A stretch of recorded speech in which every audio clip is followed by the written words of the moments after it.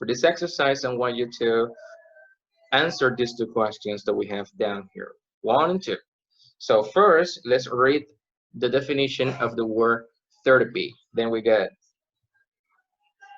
therapy, plural therapist, the treatment of a mental or physical illness over a long period of time, especially without using drugs or operations. He's having a therapy to help with alcohol addiction, for example, right?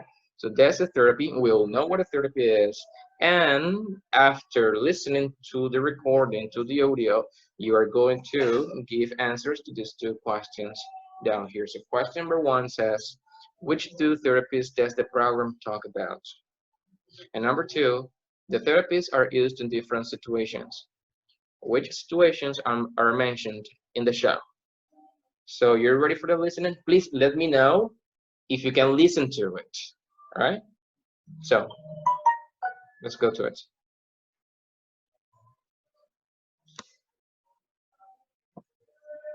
Can you listen to it, guys? No. Nope. All right. Let me do something here. Let me share my sound with you. I guess you can hear it now. Now let's wait for these two people. Daniel Rodriguez. Who's that? ¿Quién es Daniel Rodriguez? I don't remember him. I'll go to, let me check it out on the template. Okay. Now let me know whether you can hear or not.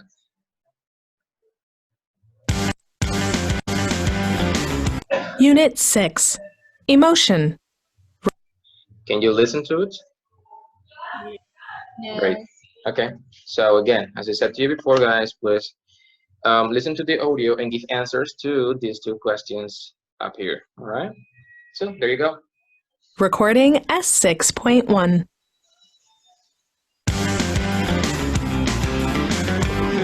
Welcome to Start the Day. Hello. Can I help you? Your call is important to us. Hello. Can I help you? Sorry, all our operators are busy at the moment. Please hold. They put you on hold for ages, listening to this terrible music. When you finally speak to someone, you're so angry you just want to shout. Anger. We all know the feeling. A report that came out last year shows that people are getting angrier. 1 in 10 people says that they have trouble controlling their temper. Traffic jams, airports, call centers, computer crashes, they can all leave us feeling angry, and anger is difficult to control. Or is it? Professor Miller from the Metropolitan University is here to tell us about 2 very different therapies to help deal with stress. First of all, distraction therapy. What's that about? Well, basically, the idea is that a lot of people, when they get angry, they don't know what to do with their anger. They don't deal with it very well. They just keep it inside. But if you don't deal with your anger, sooner or later it will explode. So with destruction therapy, you use your anger to destroy something, but in a controlled way. The idea is that if you do that, it helps you to feel better. Okay, I get angry a lot. Can destruction therapy help me? Perhaps. We can try it. What we do is we take you to a place full of old cars. When we get there, I'll give you a hammer, and you can use it to smash a car to pieces. Really? Is it that simple? If I smash the car to pieces, will I feel better? Yes, a little, but that's only the beginning. Then I'll ask you to think about a situation in the past when you felt really angry. And when you think about that anger situation, you'll hit the car much harder, and the therapy will be much more satisfying. When we finish the session, you'll feel much better. That's amazing. And businesses are using this kind of therapy in Spain, is that right? Yes, there are some old hotels in Spain. You can pay to go and destroy the hotel. So some companies who feel that their workers are stressed or they need to build a team send their workers to destroy the hotel. And it's a good way for them to get rid of that stress. It works. That's incredible. But there's another idea I wanted to ask you about. People say that laughter is the best medicine, and nowadays laughter therapy is used in hospitals to help people with pain. That's right. So how does that work? Well, if people laugh about something, they feel better. On average, children laugh up to 400 times a day, but when we grow up, we only laugh about 17 times a day. And it's not enough because when you laugh, your body produces chemicals. And these chemicals make you feel happier. And they also make you feel less pain. So in Mexico, for example, they use laughter therapy in hospitals. A group of people goes around the hospital visiting the patients, and basically they make them laugh by telling them jokes or doing something funny. And does it really work? Do people feel better afterward? Absolutely. They feel better and they don't need medicine. That's great. So, in Mexico, laughter really is the best medicine. Yes, it looks like it. That's right. All right, guys. So, do you need it? Do you need to? Repetition of this? Do you need it? And do you need me to repeat it again?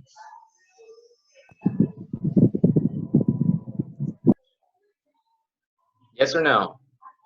So, can you answer the questions now?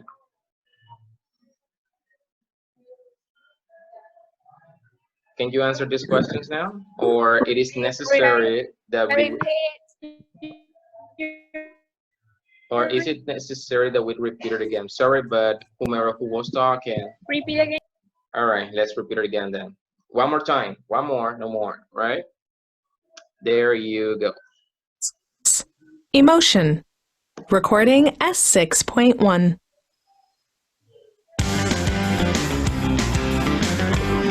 Welcome to Start the Day.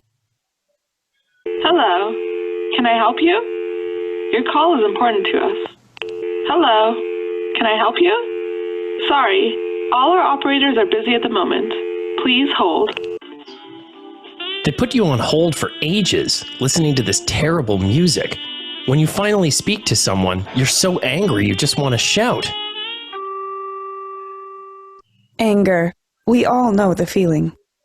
A report that came out last year shows that people are getting angrier. 1 in 10 people says that they have trouble controlling their temper. Traffic jams, airports, call centers, computer crashes, they can all leave us feeling angry, and anger is difficult to control. Or is it? Professor Miller from the Metropolitan University is here to tell us about 2 very different therapies to help deal with stress. First of all, distraction therapy. What's that about?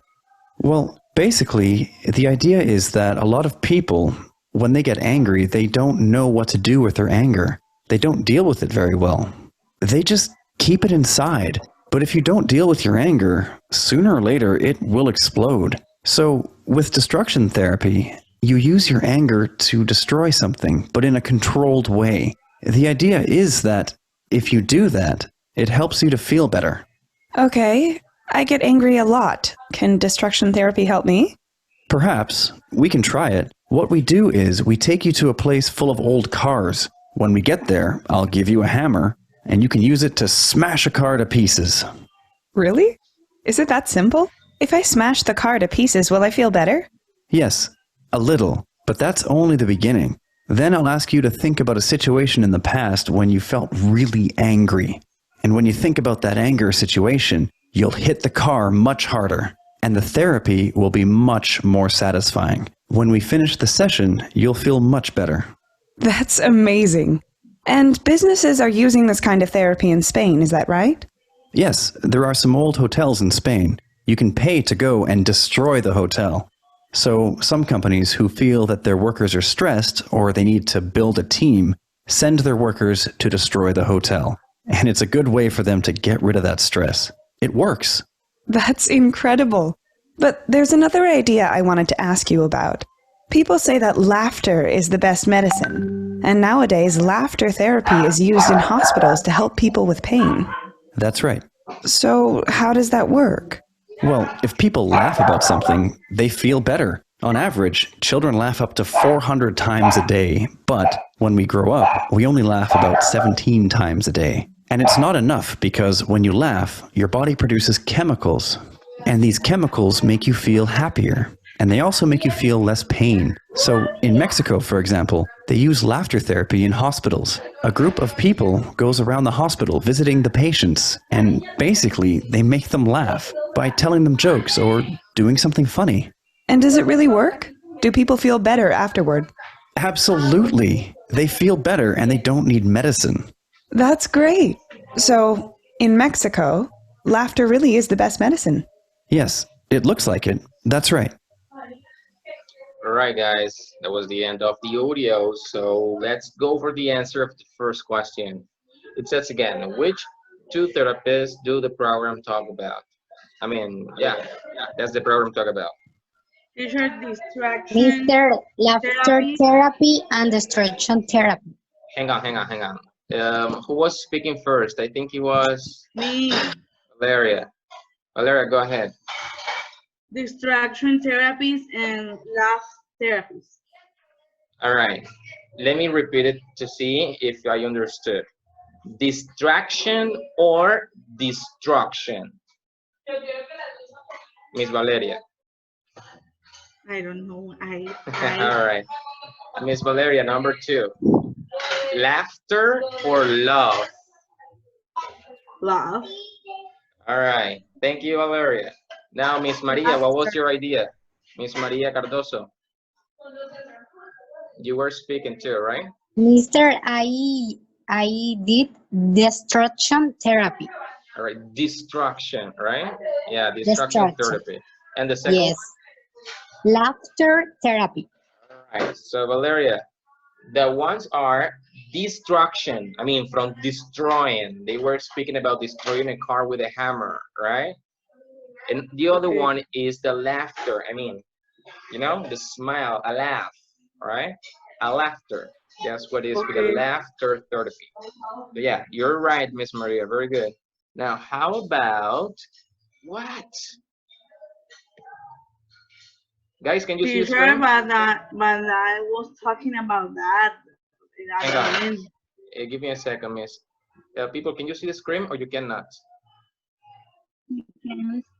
You can. We can. What about now? Yes. Can you see the book? Yes. All right, it was my fault. I'm sorry. Yes. Something went wrong here, and I thought, you know.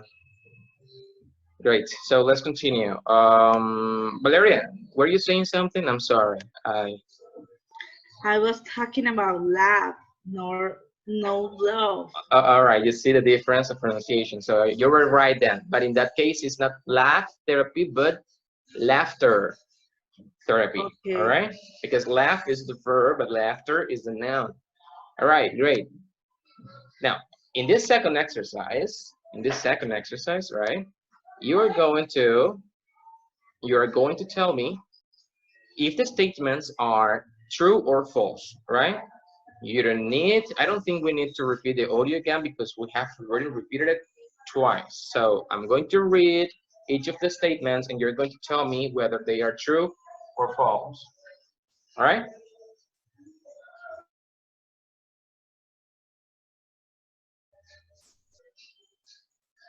All right, so number 1. 8 out of 10 people have trouble controlling their anger. Is that true or false? False. False. Great.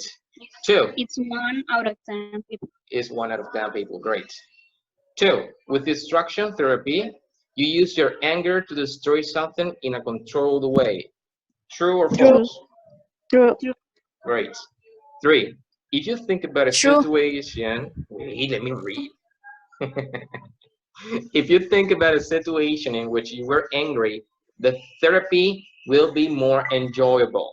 True or false? True. Everybody says true? Yes. All right. I think you're incorrect. It's not true. It's false. I'm going to show you the meaning in a while. I'm going to show you the answers in a while. This is false, guys. Now 4, in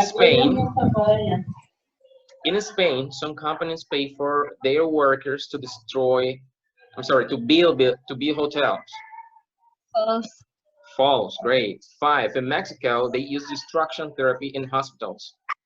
False. Oh, 6, False. laughter therapy can help people to feel less pain. False. True or false? True. True. True. 7, on average, children laugh 100 times a day. and adults laugh 17 times. Is that right? True. Was that false? True. All right, this is false too, guys, because they don't laugh 100, but 400 times a day. Now, let me show you the answer so that you can see what I'm talking about. Hang on, where are the answers? Give me the answers.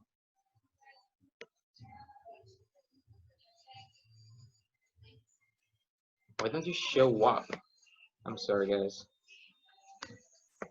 Oh, here you are. So take a look. The first one is true. I mean, it's false. True. The third one is false. Why false? Because in the listening, they say the word satisfying, not enjoyable. And the last one is false. Take a look. Because children laugh about 400 times a day. No, 100 times a day. All right, that was it. So now let's go over this exercise right over here. But last time we spoke about conditionals, right? But only two types: conditional type 0 and conditional type 1. Those were the two types of conditionals we went through last time, right? Now, let me ask you, let me see if you remember. What do we use conditional type 0 for? General facts. All right, for general truths and facts. Great. And how about conditional type 1? What do we use it for? Possibilities.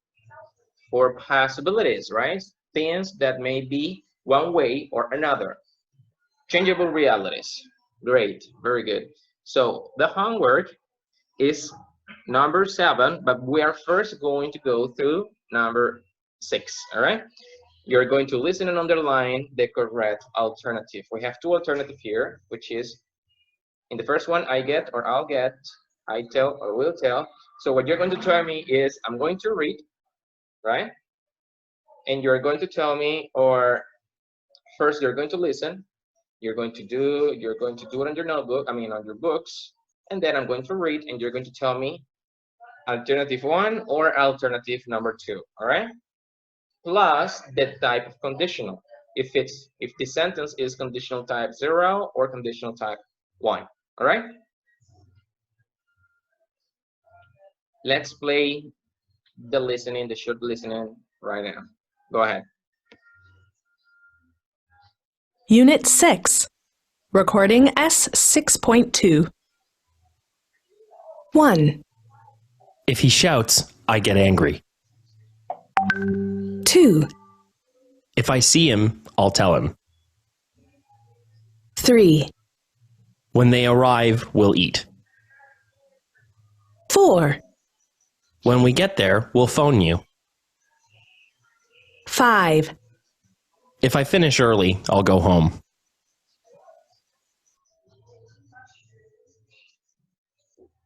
All right. So let's see. We don't need to repeat this.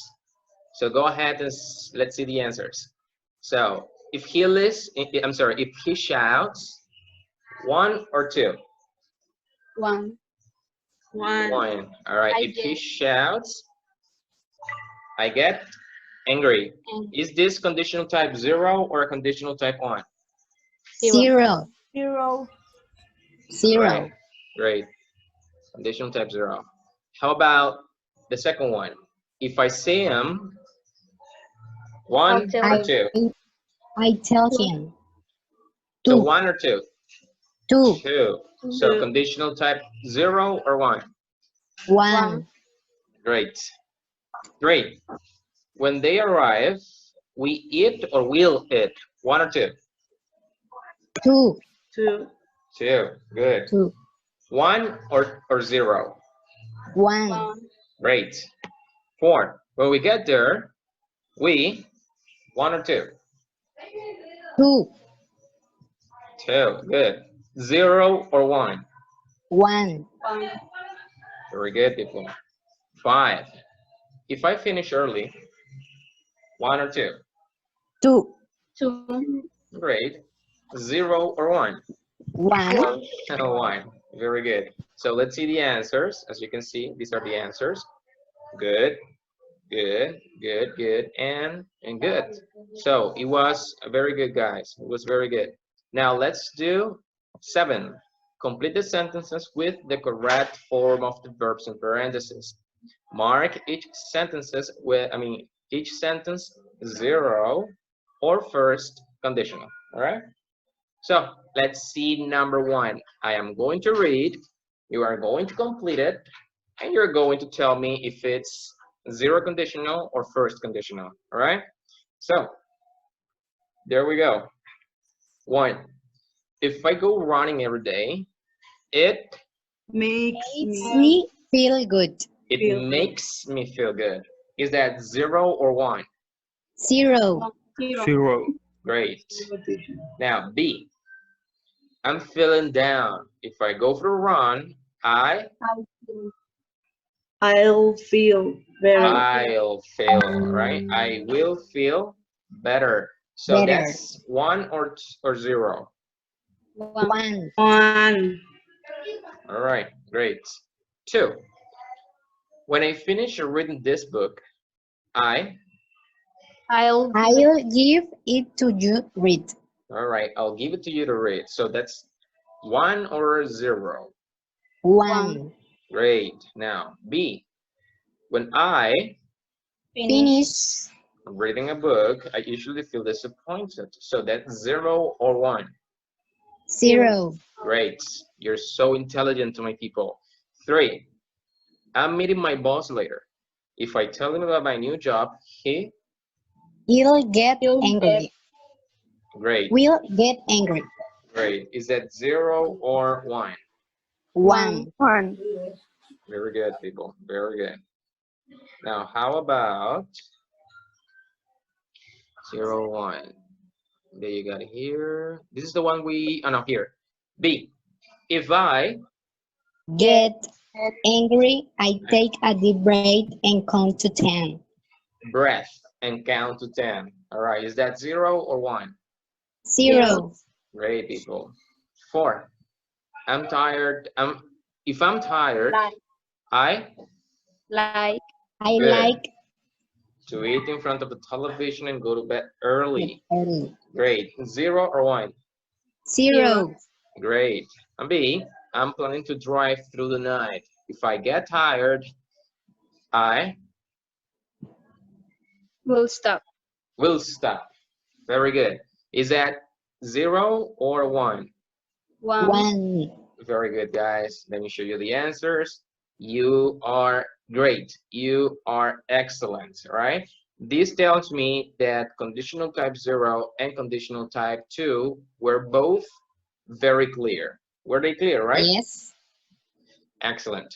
So last time, well, today actually, this is how we're going to start our class, right? But last class, we left by speaking, where we left off was where we were speaking about phrasal verbs, right? So we're going to finish with phrasal verbs this time, and we're going to finish with the second part of lesson 6, which is going to be conditional types 2 and 3. All right. So let's get started with the phrasal verbs.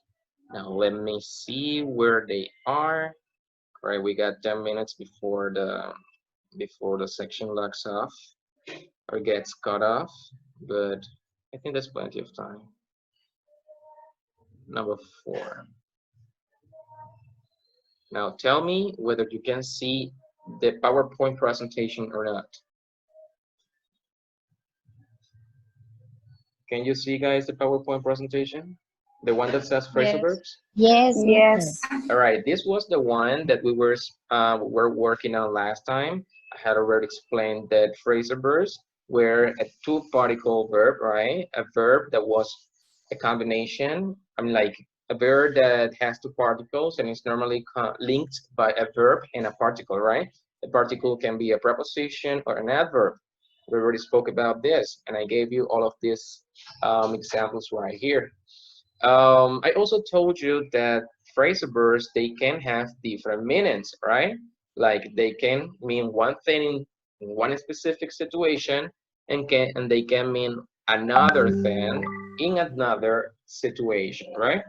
So that is something that we had already spoken about. Now, here, well, I also told you that we also spoke about. I also told you that phrasal verbs, they have several meanings, as I told you, and that they are also informal, right? They are not used for formal cases, but there are some exceptions like carry out that I told you last time that is actually considered a formal phrasal verb. Formal phrasal verbs are very few ones, right? Now, we spoke about also transitive verbs. I explained what a transitive verb was, and the explanation to make a small review or a short review is that transitive verbs are the verbs that have an object. And what is an object? An object is just either the person or the object that receive the action of the subject, right? Again, I repeat, what is an object? An object is either the person or the object itself, like, an object like glass, right? The object itself that receive the action done by the subject. That is an object, right? And when we have objects in sentences, it's because the verb is a transitive verb. And as we have transitive verbs, we also have transitive phrasal verbs, right? I told you that transitive phrasal verbs can be used like this, together or most likely separated. They are most of the time, they can be most of the time separated, like in this example right here. He called his boss up to tell him he had overslept, right? The object right in the middle, in between the verb and the particle. We had already spoken about this, right? We had more examples. These are the examples I gave you. And yes. Profe, ¿puedes poner la que tenía un momentico por un minuto? This one. No, la anterior, que estaba escribiendo lo último y la quitó. Ya le digo. I'm sorry.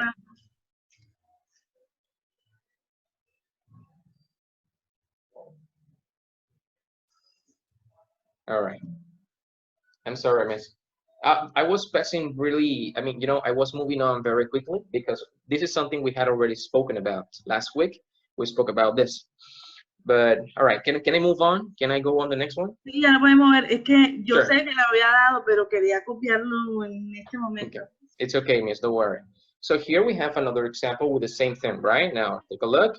The wedding, which is the object, as this is a transitive phrasal verb, then, it can be, the object can be in between the verb and the particle, right? Now, something that I told you last time with the transitive verbs was this. When we want to, let's say, when we want to replace the object with an object pronoun. Remember that object pronouns are me, you, him, her, it, us, and them, right? Those are the object pronouns.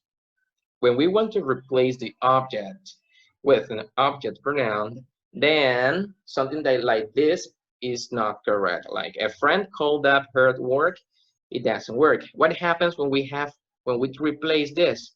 The object pronoun will always go in between the verb and the particle, just like this, right? That is the incorrect form, and this is the correct one. A friend called her up at work. Actually, I remember that I asked you to do some, I don't remember. Well, I had you do some exercises. Actually, this exercise is right here. Now, take a look. We have 3 different ways of using transitive verbs, like in a non-separated form, in the separated form, And when we replace the object that always goes in between the verb and the particle. Here we have six different phrasal verbs. And the homework or the activity that I left you was writing 3 similar sentences with each of these phrasal verbs right here. So let's begin with the first one. How about pick out? Can somebody tell me a sentence, or actually 3 sentences with pick out, with meaning select? I want Mr. Go ahead, Miss. Go ahead, Okay. Miss. Camila can pick out the best photos for the video clip. Great. The second sentence is Camila can pick the best photos out for the video clip. All right. Very good. The first sentence is Camila can pick them out for the video clip. Very good. Very good. Now, for next time, you know, phrase verbs are, I mean, you need to try to use more. I mean, the structure was good. Perfect, Miss. It was very good. Now, let's try to practice more on the pronunciations, right? Like Camila, pick them out, right? Pick them out. You need to try to make it like natural, but it was good. The grammar was great. Very good. Number 2, figure out. Another person. Figure I want out. to participate, Miss. Okay. This is Valentina. Go ahead, Miss Valentina. Okay. We have to figure out this problem now. The second sentence is we have to figure this problem out now. The last one sentence is we have to figure it out now. Perfect, right? It was perfect, Miss Valentina. Very good. How about number 3? Hand in. Another person different from Valentina Maria. Mister, I want to do it. Go ahead, Miss Montagut.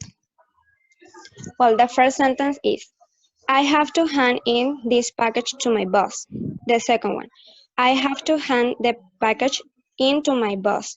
The third one, I have to hand my boss in. I hand it to my boss. All right, that one, the last one was a little, I think it was incorrect. Can you repeat it again, Miss? Yes, I have to hand it in to my boss. All right, now you said it good. The first time you had like made a mistake. Good. I have to hand it in, right? To hand it in to my boss. Very good, Miss. Excellent. Now, number 4. Take off. Teacher? Go ahead, Miss. He takes off his dirty clothes. He takes his dirty clothes off. Great. And he takes it off. And he takes it off. Very good. That was excellent. All right, let's move on the next one. We have make up, right? Make up. So a person for make up. Give me sentences with makeup.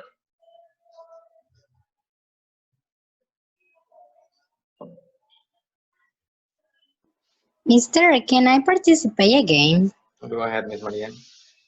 Okay, we are going to make up new perfumes. It is the first sentence. The second is we are going to make new perfumes up. The third one is we are going to make them up.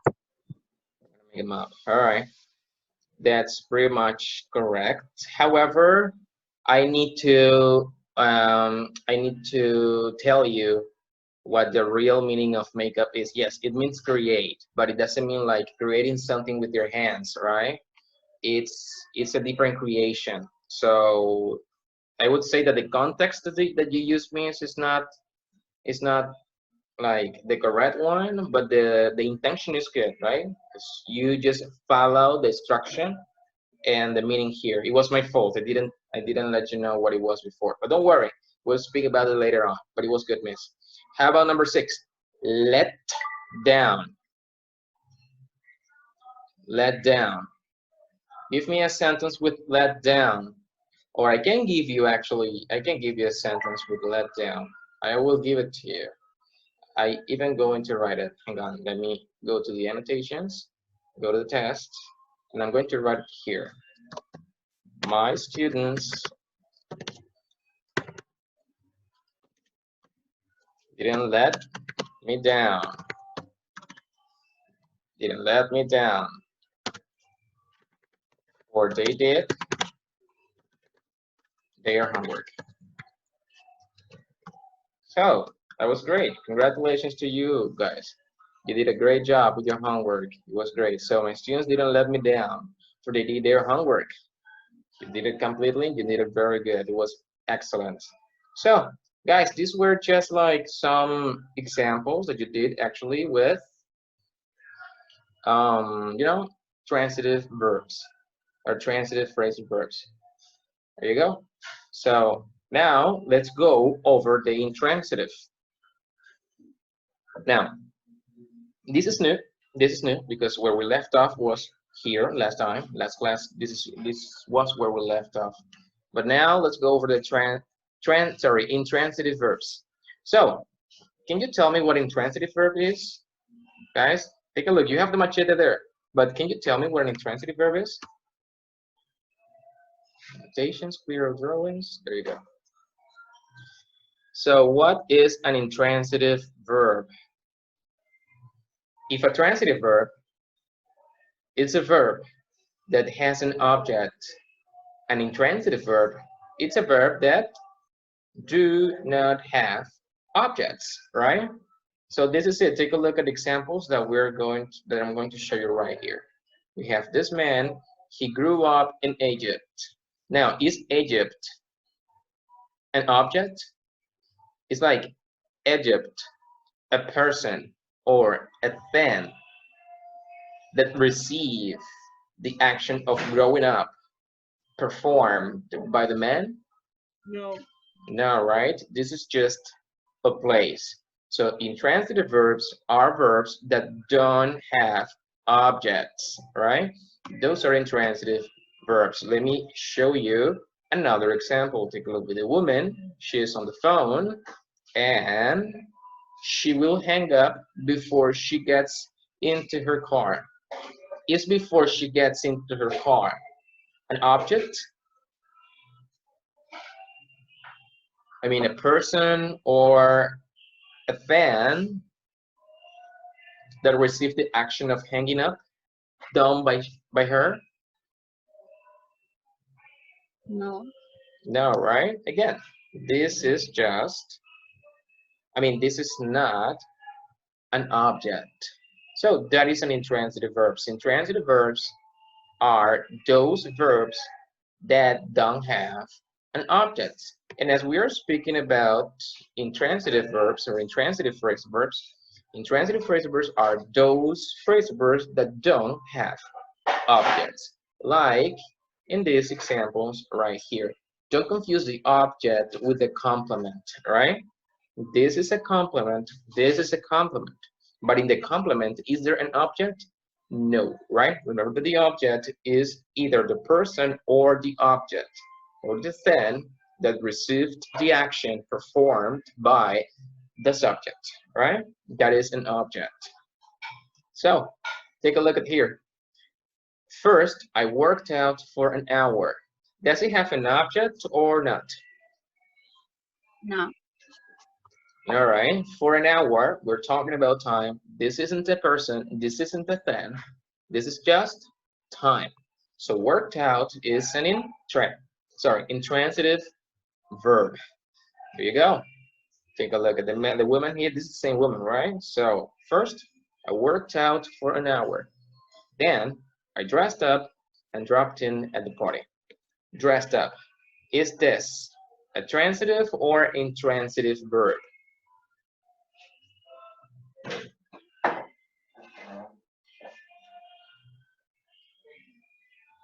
Is the action of vestirse elegante affecting a person or an object? No. No. So this is an intransitive verb. And then it says, and dropped in at the party. Is the action of dropping in affecting a person or an object? No. Nope. No. A party is just a place, right? Not a person, not an object. So Luego me vestí elegantemente y llegué a la fiesta. And finally, no one found out that I didn't have an invitation. No one found out. Is the action of finding out referring or affecting an object or a person here? Or no? No, right? So again, found out or find out or found out in this case is an intransitive verb. So again, intransitive verbs are those who have, are those that have no objects. So is this clear, guys? Or you have any question so far? What do you think? Tell me. Don't stay quiet because I need to know whether you understand or not. Is this clear? Mr. So. All right, tell me what. All right, tell me what you think you don't understand.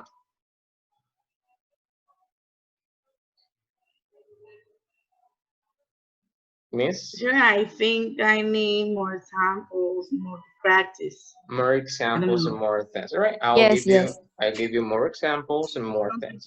But the only thing that you gotta take into account is the transitive, not intransitive. Transitive verbs are verbs that have an object, right? And intransitive verbs are those that don't have objects. Now, when I speak about objects, I'm not speaking about this, right? Remember, I'm not speaking about this.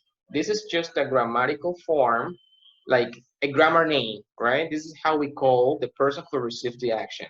Now, the object can be a person like Johan or like you guys, or it can be something, a thing, right? For example, yes, an object, right? But it doesn't mean only an object. It can be a person or it can be a thing, right?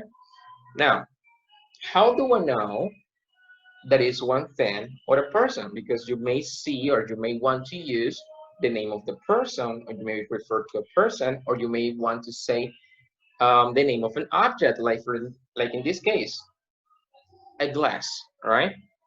So those are objects, right? And you know that is an object because is after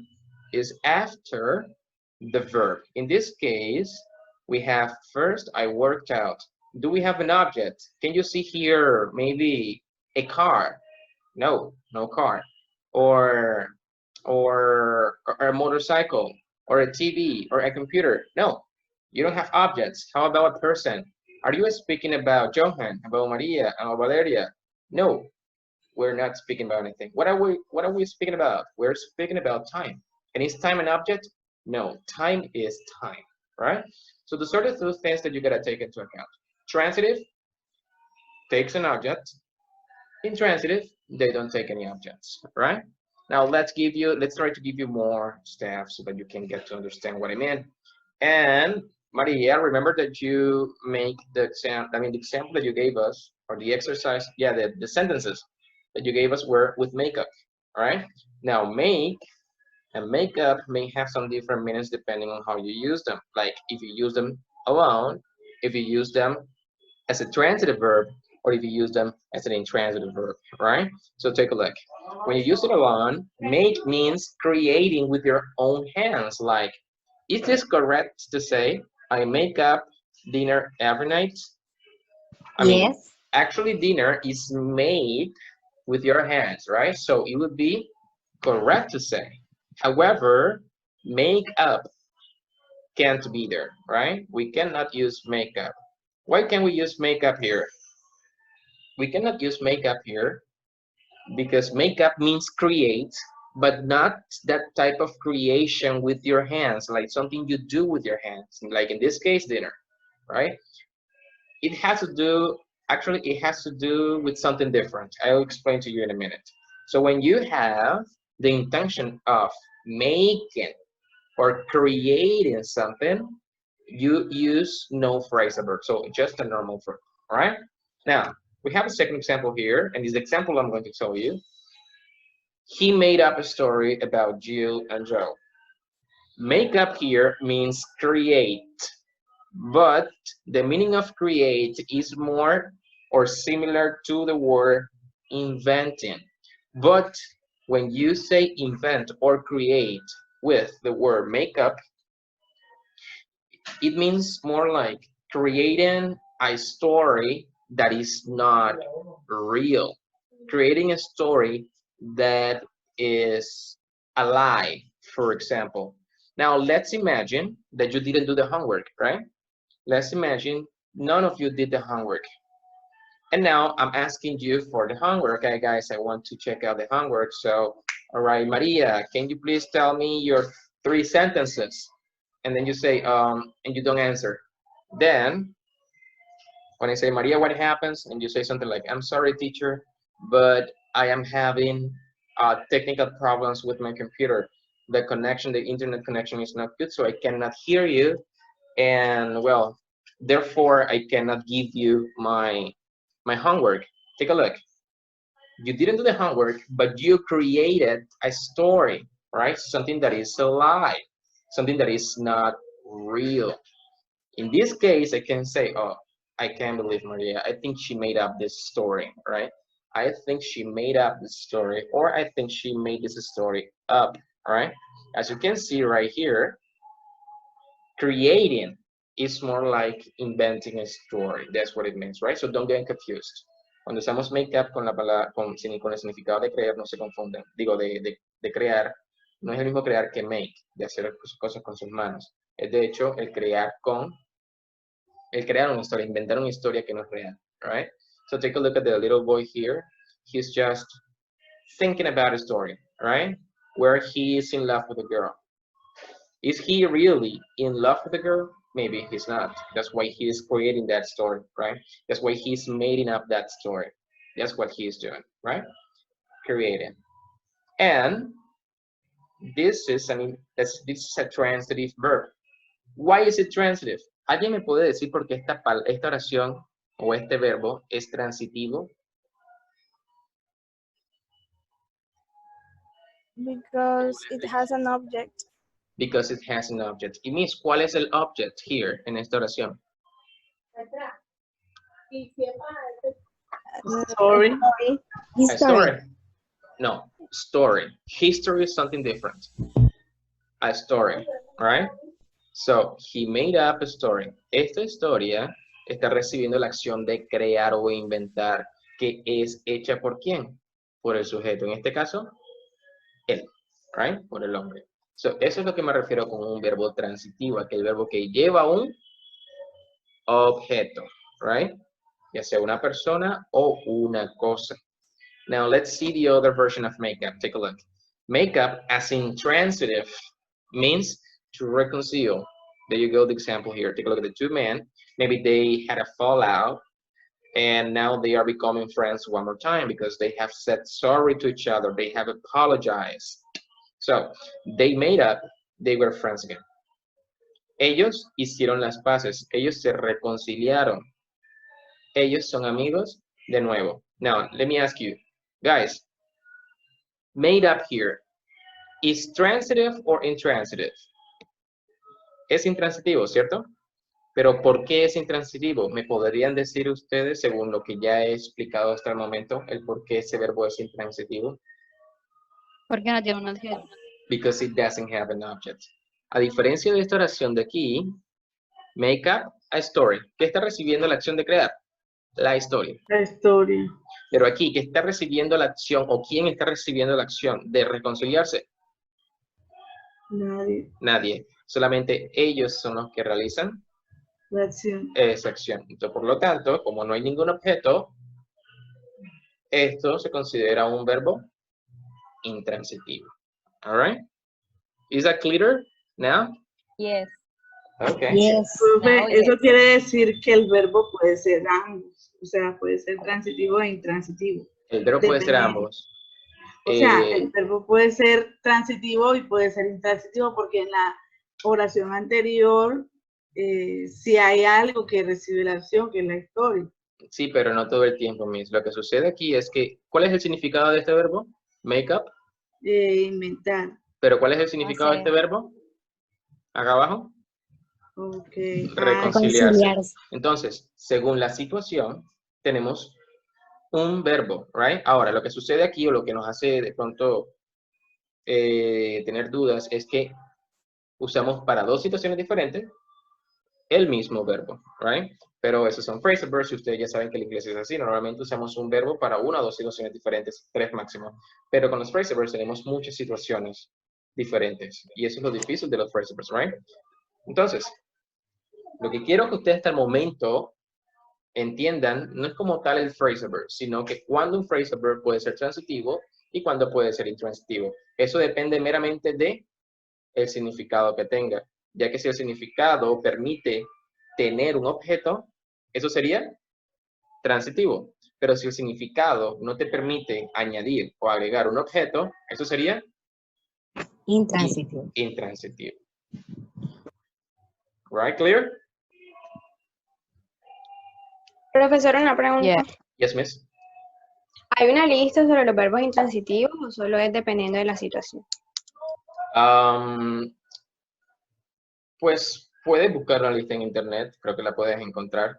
Sin embargo, sabes muy bien que un idioma tiene muchos verbos, así que la lista puede ser gigantesca. Alright. La mejor manera de hacerlo es según la situación, como te estoy diciendo. Dependiendo de la situación, uno sabe, pues, si tú le vas a agregar algo o si no le vas a agregar nada al verbo. Right? Entonces, la situación diría yo que es la mejor para poder saber cuándo un verbo es transitivo y cuándo un verbo es intransitivo. Ahora, si yo digo, por ejemplo, el verbo to be, yo soy Johan, ¿es un verbo transitivo o intransitivo? Es Johan, la palabra Johan, recibiendo la acción de ser o estar. No. Johan es simplemente un nombre, no es ni un objeto, es una persona, sí, pero en este caso nos referimos a un nombre. Por lo tanto, el verbo to be es intransitivo, right? Ahora, si yo digo, me caí al suelo, esta oración tiene un objeto, me caí al suelo.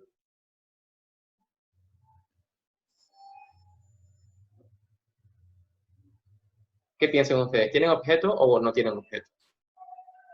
¿Qué recibe la acción de caer? ¿O quién recibe? ¿Tan segura que la acción de caer la recibe el suelo? No sé. Tú nada más te caes, el suelo ya está allí y no va a recibir nada, ¿cierto? Entonces, ¿quién realmente recibe la acción de caer? Quien la realiza, ¿cierto? Yo me caigo, yo soy quien recibo la acción. ¿El suelo recibe? No. Right? Eso significa que es un verbo intransitivo. Pero si yo te digo, yo te regalo una flor, ¿es ese verbo transitivo o intransitivo? Regalar. Transitivo. ¿Por qué? ¿A quién le regalo yo una flor? A alguien. A ti, a alguien, right? Entonces, allí sí hay quien reciba la acción. En este caso, ¿cuál es la acción? Regalar, right? Entonces, eso es más que todo el cómo uno puede ver cuando un verbo es transitivo y cuando un verbo es intransitivo. Al principio de pronto puede ser un poco difícil, pero luego con la práctica pues se van a dar cuenta de simplemente cómo funciona. De hecho, ustedes cuando hablan, porque esto es algo que ustedes debieron haber aprendido desde el primer nivel, si no estoy mal, de hecho sí, porque yo recuerdo haberles enseñado esto en primer nivel, pero yo estoy seguro que muchos de ustedes no sabían que era un verbo transitivo y un verbo transitivo, porque hasta el momento tenemos problemas con ello, right? Pero a la hora de usar los verbos, ustedes los sabían usar de manera correcta, sin necesidad de saber que eran transitivos o intransitivos, right? Entonces, ya ustedes conocen cómo usar los verbos. Ahora saben el por qué se usan de esa manera. All right, can we continue, guys?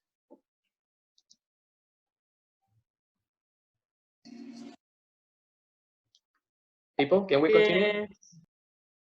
Okay, let's move on. Let's try to make some exercises. So take a look here. Dress up. Is this verb here transitive or intransitive? Take a look. I dress up nicely. Intransitive. Is nicely an object or a person? Nope. Right? I dress up nicely. So this is intransitive. Good. Now, as you can see here, I want you to give me some examples. I mean, just invent them very quickly. The examples that you have right here, 7 examples. Now, this verb right here, now the verbs can be transitive and they can be intransitive. You need to figure them out, right? You need to figure out if they are transitive or if they are intransitive, right? And you give me a sentence. So for example, ask over means invite, but be careful. Por ejemplo, ask over es una invitación, sí, pero una invitación ¿dónde? A tu casa, all right?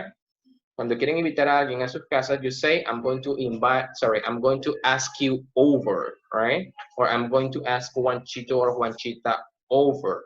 That's the meaning, invitar a alguien a la casa, right? Set up meaning prepare, show up meaning appear or arrive in, put on meaning using clothes, straighten up meaning cleaning the house, cleaning something, let in meaning allowed to enter, run out, not having enough, or in Spanish, acabarse, right? So let's see, number 1, who can give me an example? Ask over. Okay, ya lo dije.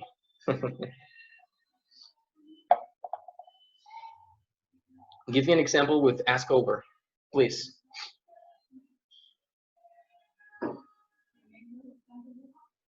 I always ask them over. I always ask them over. All right. Is that transitive or intransitive? Transitive. Very that's transitive, right? Good. 2, put on some clothes. Put on. Give an example with put on.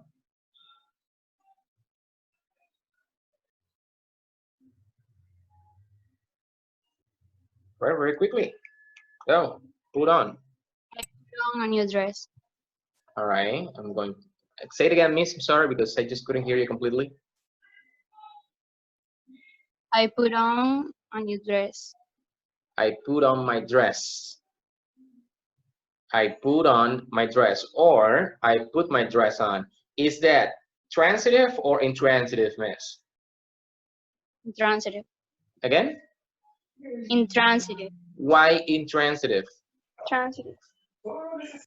Remember, you said, I put on my dress. ¿Qué recibe la acción de ponerse? ¿Qué o quién? En este caso, ¿qué? El vestido, right? So yo me pongo, ¿qué te pones? El vestido, right? So en ese caso sería ¿qué? ¿Transitivo o intransitivo? It would be transitive, right? Porque hay una transición, como ya les había dicho, de sujeto a verbo y de verbo a objeto. A quien recibe la acción o lo que recibe la acción, como en este caso. All right, this is transitive. 3, set up. Give me an example with set up, please. Mister? Yes, miss? We can set up food. No. Preparar no es el sentido de, no en el sentido de comida, en el sentido de cualquier otra cosa. Por ejemplo, una fiesta, o en el caso de una decoración en algún lugar, o por ejemplo, la mesa cuando vas a comer. You can set it up, right? Pero cuando se trata de comida, you don't say set up. No, I'm gonna set the food up. Mister, I Suena como a want... decorar la comida. No. All right, give me a sentence with set up. Okay, I am going to set up the party. All right, I'm gonna set up the party. Good. Is that transitive or intransitive? Intransitive? Intransitive. You sure? Yes. Transitive. ¿Por qué sería intransitivo? ¿Qué vas a preparar? ¿Qué recibe la acción de preparar? La fiesta. La fiesta. Por lo tanto sería Transitivo. transitivo. Tienen que tratar de cómo es de acostumbrarse a ese pequeño término de transitive and intransitive. Y lo digo por una cosa, porque ahora les voy a explicar el porqué de saber si es transitivo o intransitivo. All right? So, 5, show up. Aparecer o llegar. Show up.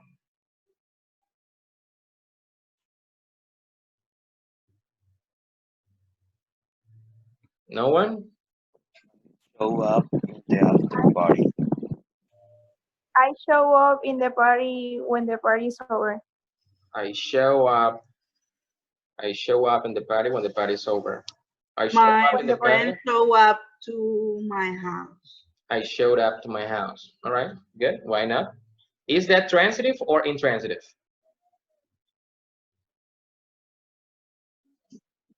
Transitive. ¿Por qué transitivo? Intransitive. Ok, es transitivo. ¿Por qué? Porque simplemente cuando decimos o a la casa o al otro, pues esos no son, again, son lugares, ¿cierto? No es ni una cosa, ni un qué, ni una persona. So, cuando decimos aparecer, normalmente quien realiza la acción de aparecer es el sujeto, right? O de llegar. This is what show up is. Now, aquí tenemos let in, allow to enter.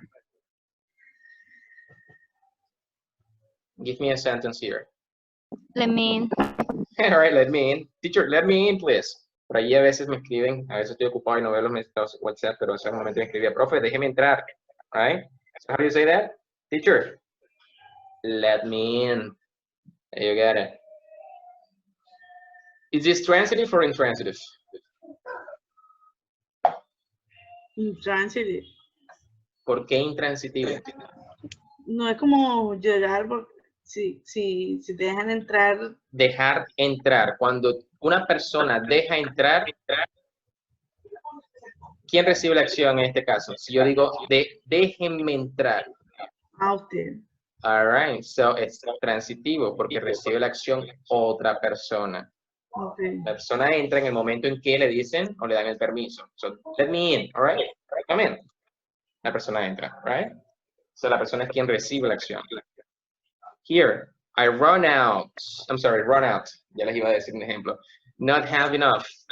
Acabarse. I run out of time. All right, I run out of time. Eso sería un phrasal verb de tres partículas. Aquí tenemos 1 y 2, pero está bien, Miss. Vamos a cambiarlo. Time is running out. Para hacerlo de esa manera. All right, I run out of time or time is running out. Now, time is running out is transitive or intransitive?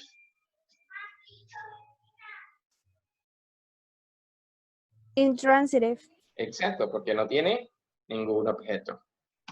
All right, so take a look. Los 3 verbos intransitivos son dress up, show up, and run out. The rest, they are transitive verbs. All right, so this was the first part. Now I'm going to go deeper on phrasal verbs, like tell you why you need to know when they are transitive and when they are intransitive.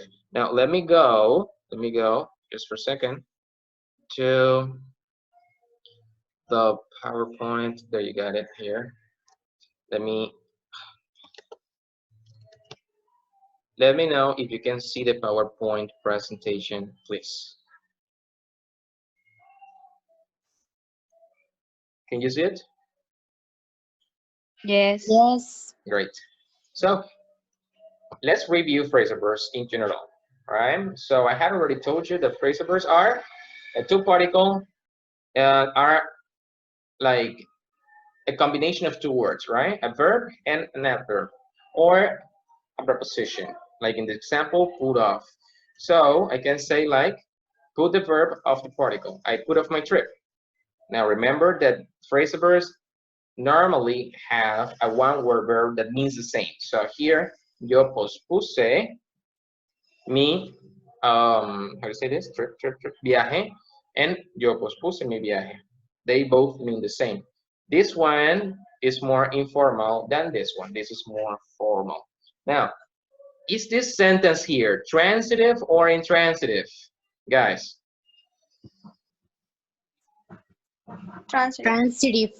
Because we have an object, right? Object. In this case, we're talking about the trip. Good. Now, well, the verbs have special meanings. Okay, now, when you use the same verb with different particles, the meaning changes. So you see that those are phrasal verbs. We can say put off, but can also say put on. We can also say put back. We can say put away. And even though they have all the same verb, put, the preposition is different, and the preposition changes the meaning of the word, right? Of the verb. So this is posponer, but this is colocarse ropa, but this is poner algo en su lugar, and this is guardar algo. So you see, on the preposition is changing. The meaning of each of these verbs that are actually the same, right? So this is it. Now, some phrasal verbs have more than one meaning. You already know that. Like, for example, keep on meaning continue. You can say, teacher, you can keep on with explanation. You can keep on speaking, all right? That's what it means. Also, you can say keep on meaning not to remove something. Like, teacher, don't remove your earphones because you cannot hear us, all right? In other words, using the phrasal verbs, teacher, please keep your earphones on. Keep your earphones on so you can hear us, right? Take a look. Again, keep on, continue, keep on in different contexts, meaning what I'm telling you, right? So take off. Take a look here. Take off. Take off. Take off meaning remove, like remove anything or remove clothes. Or take off meaning leave, like for example, yo los voy a buscar, fui a buscar a alguien y me dice la persona que no, la persona se acaba de ir, se fue, right? So you can say the person or your friend or David, for example, he just took off, right? He left. That's what it means. Take off also means when an airplane, like in the speaking about an airport, right? When an airplane is not touching the air anymore. Now, in this moment, when the airplane starts flying, this is also taking off, which in Spanish is despegar, all right? And there are so many other meanings of take off. So, take off or phrasal verbs may have more than one meaning, and that may depend especially on the situation. So you need to know the situation so that you can get to use the correct phrasal verb and meaning in the correct moment. Now, this is something I had already said, like they are pretty much informal, so they are used in informal English, and this is the reason why you need to know why they are transitive or intransitive. We have types of phrasal verbs, right? We have separable phrasal verbs, inseparable phrasal verbs. These are the two main types, separable and inseparable, right? Now, the transitive phrasal verbs, they can be separable and inseparable too. And they can be three-word phrasal verbs, right? The intransitive verbs, they are always inseparable. Here, you don't need to think so much because they are always going to be inseparable. But the problem, or not the problem, I would say like, where you have to think more is when they are transitive, right? So that's why you need to know when something is transitive and when a verb is intransitive. So let's see transitive verbs one more time. So to summarize the whole explanation that I gave you before, transitive verbs are only verbs that have an object, as I told you before. For example, let me give you the example. Take a look here. Are you writing down these notes? Where is the object? This is the verb, and this is the object. ¿Qué está recibiendo la acción de escribir o anotar? Las notas, right? Las notas. Yes. So this is a transitive verb. Now, here, I haven't called Mr. Wilson back. ¿A quién estoy devolviéndole la llamada? ¿O a quién no le he devuelto la llamada? Mr. Wilson. A Mr. Wilson. Nuevamente tenemos un objeto aquí. Por lo tanto, puede decir que callback es un verbo o un phrasal verb transitivo. Algo que se pueden dar cuenta a simple vista es que here, this phrasal verb is united, right? And here, this phrasal verb is separated, all right? Now, cuando tenemos verbos transitivos, normalmente los verbos transitivos se pueden separar. Se pueden usar de dos formas. Se pueden usar unidos o separados, right? Se pueden usar de esas dos formas. Unidos o separados, como en este ejemplo. Are you writing down these notes? Or I can also say, are you writing these notes down, right? It's also possible. Here, lo tengo separado, pero también puedo usarlo de manera unida. For example, I haven't called back Mr. Wilson. All right? You can use them both. ¿Por qué se puede usar de dos maneras? Porque el verbo es transitivo. All right? So that's the thing. Por eso ustedes tienen que saber cuando el verbo es transitivo y cuando el verbo es transitivo. Pero esto no pasa todo el tiempo. Right? There are exceptions. I will show you how. Now, what are intransitive verbs? Can you tell me? They don't have objects. Great. Verbs that don't have objects. For example, Tony's car broke down. ¿Tengo un objeto aquí? Do I have an object? No, right? Or for example, Jane grew up in a small town. Do I have an object here? No. No. It's a place. This is a place, right? Very good. Most phrasal verbs are separable. La mayoría de los phrasal verbs son son separables, chicos, right? So the verb and the particle can be separated. You already know how they look. So something like this happens. Take a look at the example. Jimmy put on his clothes. This is a transitive verb. Now, as it is a transitive verb, I can say that it's a separable verb, right? Now, esta lógica no funciona el 100% de las veces. Sí, la mayoría, porque hay excepciones como les estaba diciendo en su momento, ¿cierto? Hay excepciones. Pero la mayor parte de las veces un verbo transitivo puede ser separable. So, en este caso, Jim put on his coat. This is a transitive verb. This is the object, right? This is the object. So I can separate it. ¿Cómo sería este verbo de manera separable? How could it be in a separated form? Can you tell me? Jimmy put his coat on. All right, Jimmy put his coat on. Great. Just like this, right? Jimmy put his coat on. Now, algo que les había mencionado previamente ya en las otras diapositivas is when we want to replace, right? When we want to replace the objects by an object pronoun. I repeat, what are object pronouns?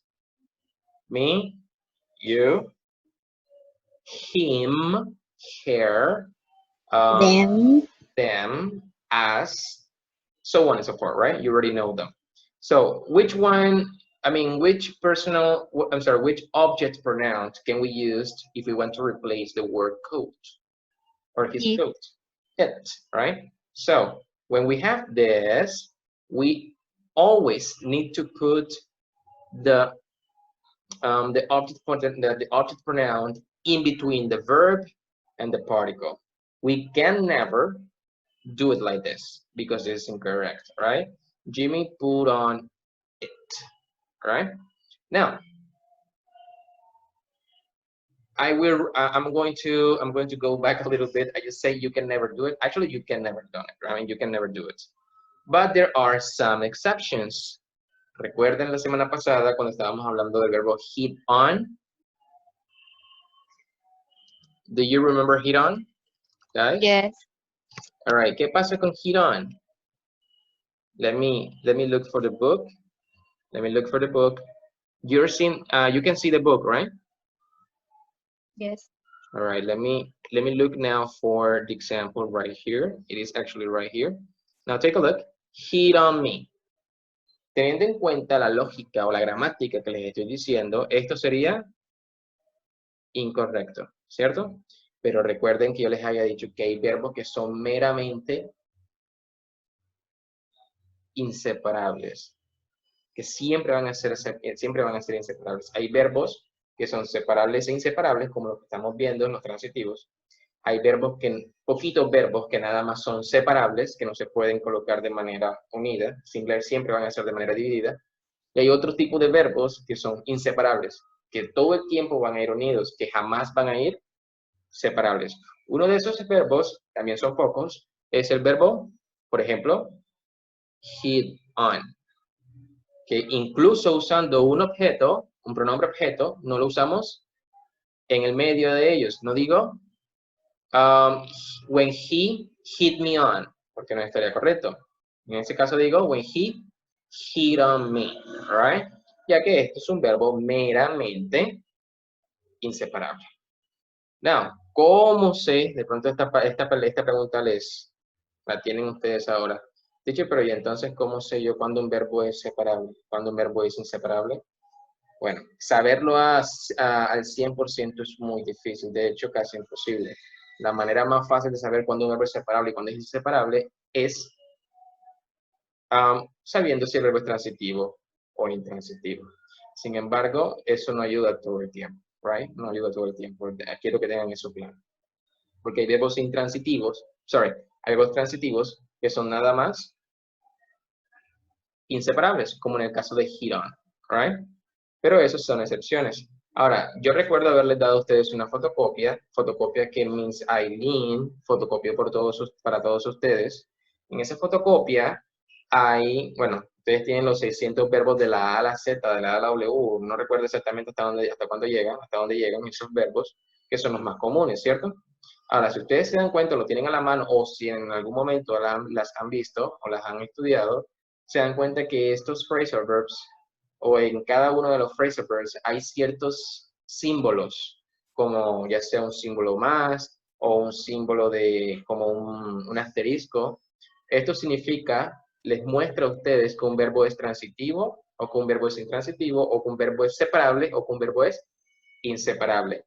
En este momento no lo tengo a la mano para explicarle cómo usarlo o cómo estudiarlo, pero la próxima semana les prometo que voy a por lo menos escanear 1 o 2 hojas para mostrarles a ustedes cómo funciona esta fotocopia, para que así puedan saber cuándo un verbo es transitivo, cuándo es intransitivo, cuándo es separable y cuándo es inseparable. All right?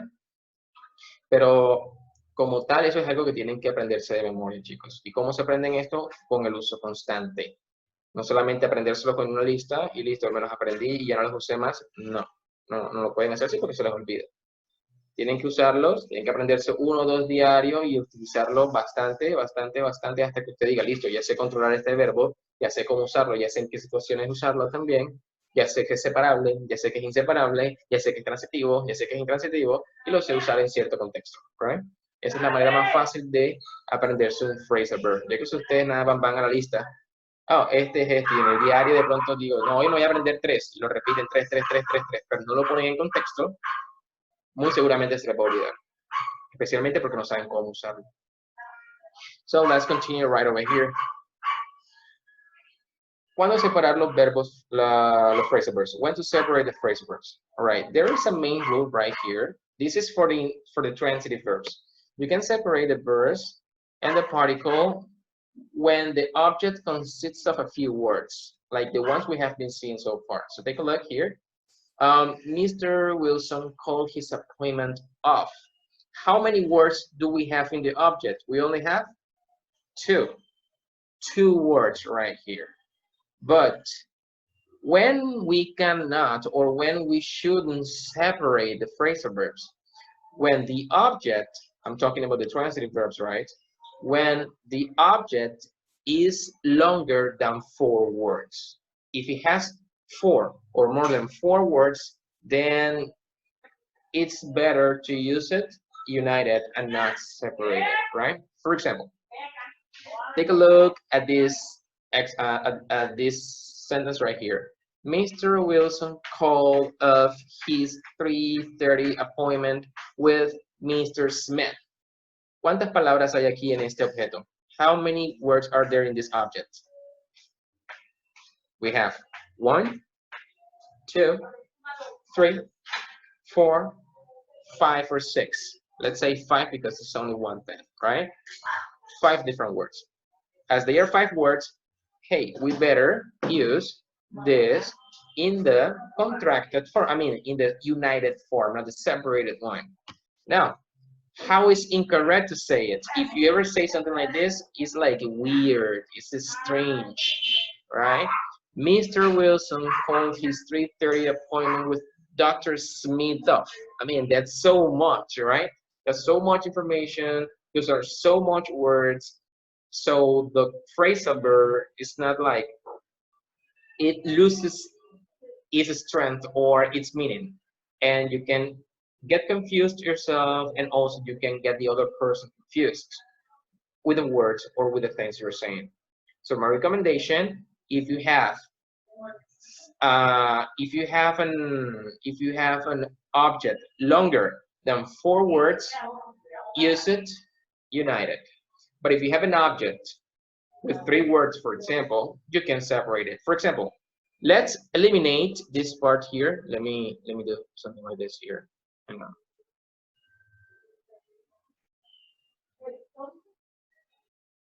Let's eliminate this, right? Let's eliminate that part, right? Let's eliminate that part.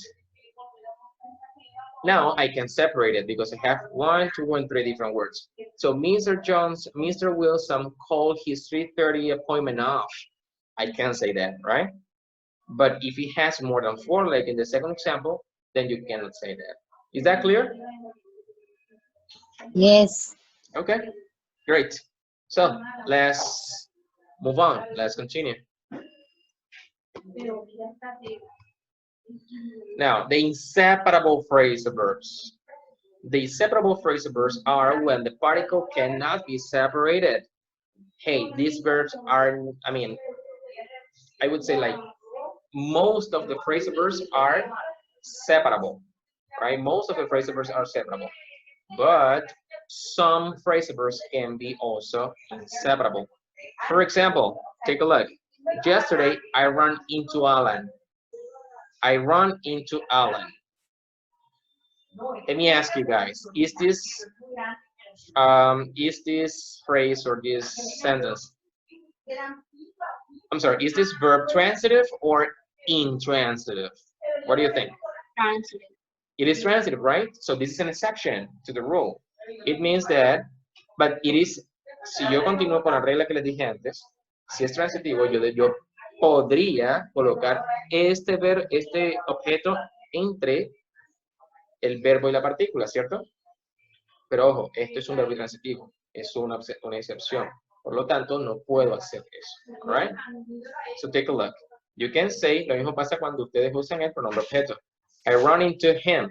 You can say, I ran him into. Like, you cannot say, I run Alan into. No, because it's not separable. And yesterday, I ran him into. No, you cannot say that either because it's not separable. It's inseparable. All right? So, ¿podría alguien decirme cuál es el significado de run into?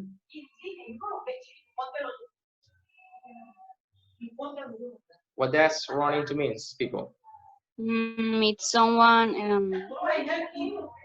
like you didn't know you were going to meet him. So. All right. So meet someone by accident, right? Unexpectedly. Yes means encontrarse a alguien por accidente. Digamos que vas por la calle, vas en algún lugar y de repente te encontraste con alguien sin esperarlo, ¿cierto? So that is run into. That's what run into means. All right, let's get going. Let's get going. Those are the inseparable phrasal verbs. And now let's go with the separable phrasal verbs. Ojo, me estoy refiriendo nada más a los phrasal verbs que van siempre separados. Esto no es igual a los transitive, a los primeros que les mostré, que se pueden usar de manera unida o de manera separada. Estos son los que siempre van separados. Estos también son pocos, realmente no son muchos. There is a small number of these verbs. They are not very common, actually. Now, let me give you an example. Tina kept her jacket on. Ella se dejó su chaqueta. Ella lo continuó usando, no se la quitó, no se la removió, right? So this is the first example that I gave you, actually. You cannot say this. Tina kept on her jacket. That's weird. ¿Recuerdan qué significa keep on unido? Yo les di dos ejemplos al principio de esta diapositiva. Keep on significa dos cosas, right? Uno era no remover y el otro era continuar. Continuar. Entonces aquí esto diría, Tina continúa su chaqueta. Eso es raro, ¿cierto? So no. In this case, cuando tenemos la acción de no, ojo, de no Cuando significa keep on, significa no remover, en ese caso siempre el phrasal verb va a ir separado. No hay forma de que yo lo una, independientemente si tiene un objeto o no, si es transitivo o intransitivo. All right? So, this is the example. Now, the 3-word phrasal verbs. Estos son los más fáciles de todos. These are the easiest one. The easiest ones. Why? Because these verbs are always inseparable, right? You don't need to know, I mean, you don't need to worry about putting in the middle. They are always going to be inseparable, right? Always. So, for example, these are phrasal verbs, like 2-word phrasal verbs, but they have an extra word. So, a 3-word phrasal verb, off, right? So, Tina dropped out of school. You can, I mean, you don't need to say Tina dropped school out. No, she dropped out of school. They are always inseparable. Here, Joe went back to his country. Went back to, inseparable, right? Inseparable. Here, Tina dejó la escuela. Joe volvió a su país. All of them are inseparable. That's good, right? Because those are the easiest one, actually, to be honest. Now, let's make some review of the 2-word phrasal verbs. In this slide presentation, you are going to find like the most common phrasal verbs with each of the particles. Now, take a look. Ask out. ¿Qué significa ask out? Can you tell me? Let's see if you know. Como invitarnos. Yes, invitar a salir a alguien, right? A salir en una cita. So, ask someone out on a date.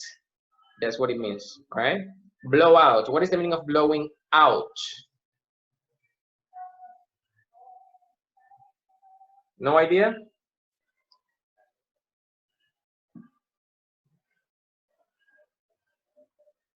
No idea of what blowout means, guys? Right, blowout means apagar, pero por ejemplo, apagar una vela. Apagar con viento, con el viento que tú haces de la boca. Como soplar, pero en el sentido de apagar, right? Por ejemplo, your birthday cake. Hey, blow out the candles. And then you blow them out, right? That's blowout. Significa también otra cosa. Blowout also means rechazar a alguien. So let's imagine that someone asks you out. When someone asks you out, you have 2 options, either accepting or rejecting, saying yes or saying no. When you say yes, everything is fine. But when you say no, you can say that you blow the person out, that you blew the person out, all right? Que ustedes rechazaron a la persona, que rechazaste a la persona. That's what blow out also means, all right? 2 minutes. Break out. What is the meaning of breaking out?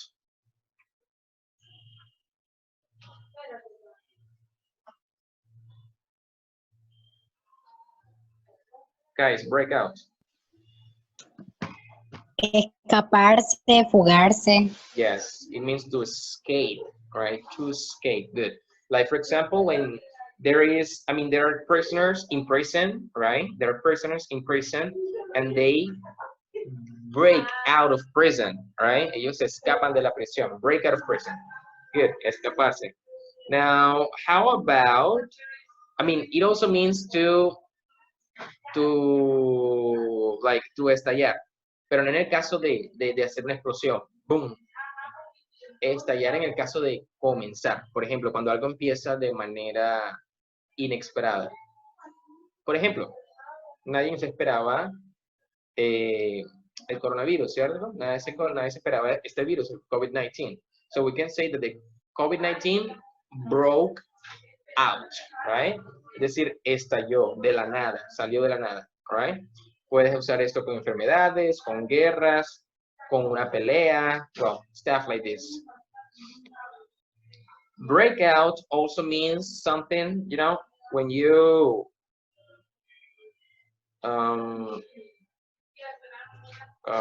for example, when you eat so much fat, like fast food or stuff like this, cuando comen mucha grasa, ¿qué pasa con su cara?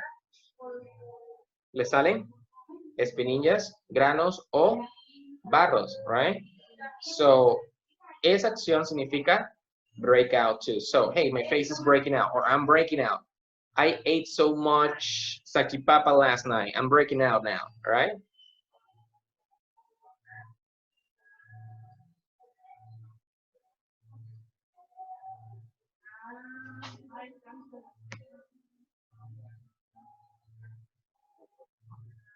All right. Do you guys... Now, for some reason... Hang on.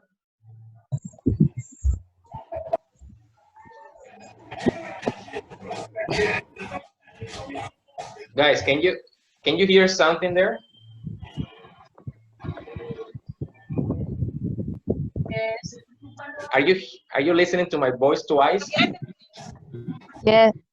Yes. For some, I don't know what's happening. For some reason, this is repeated. Hang on, give me a second. Let me try to. Oh, I know what it is. Hang on.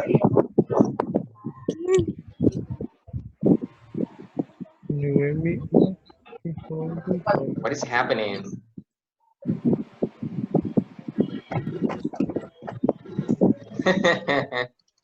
Now let me see here.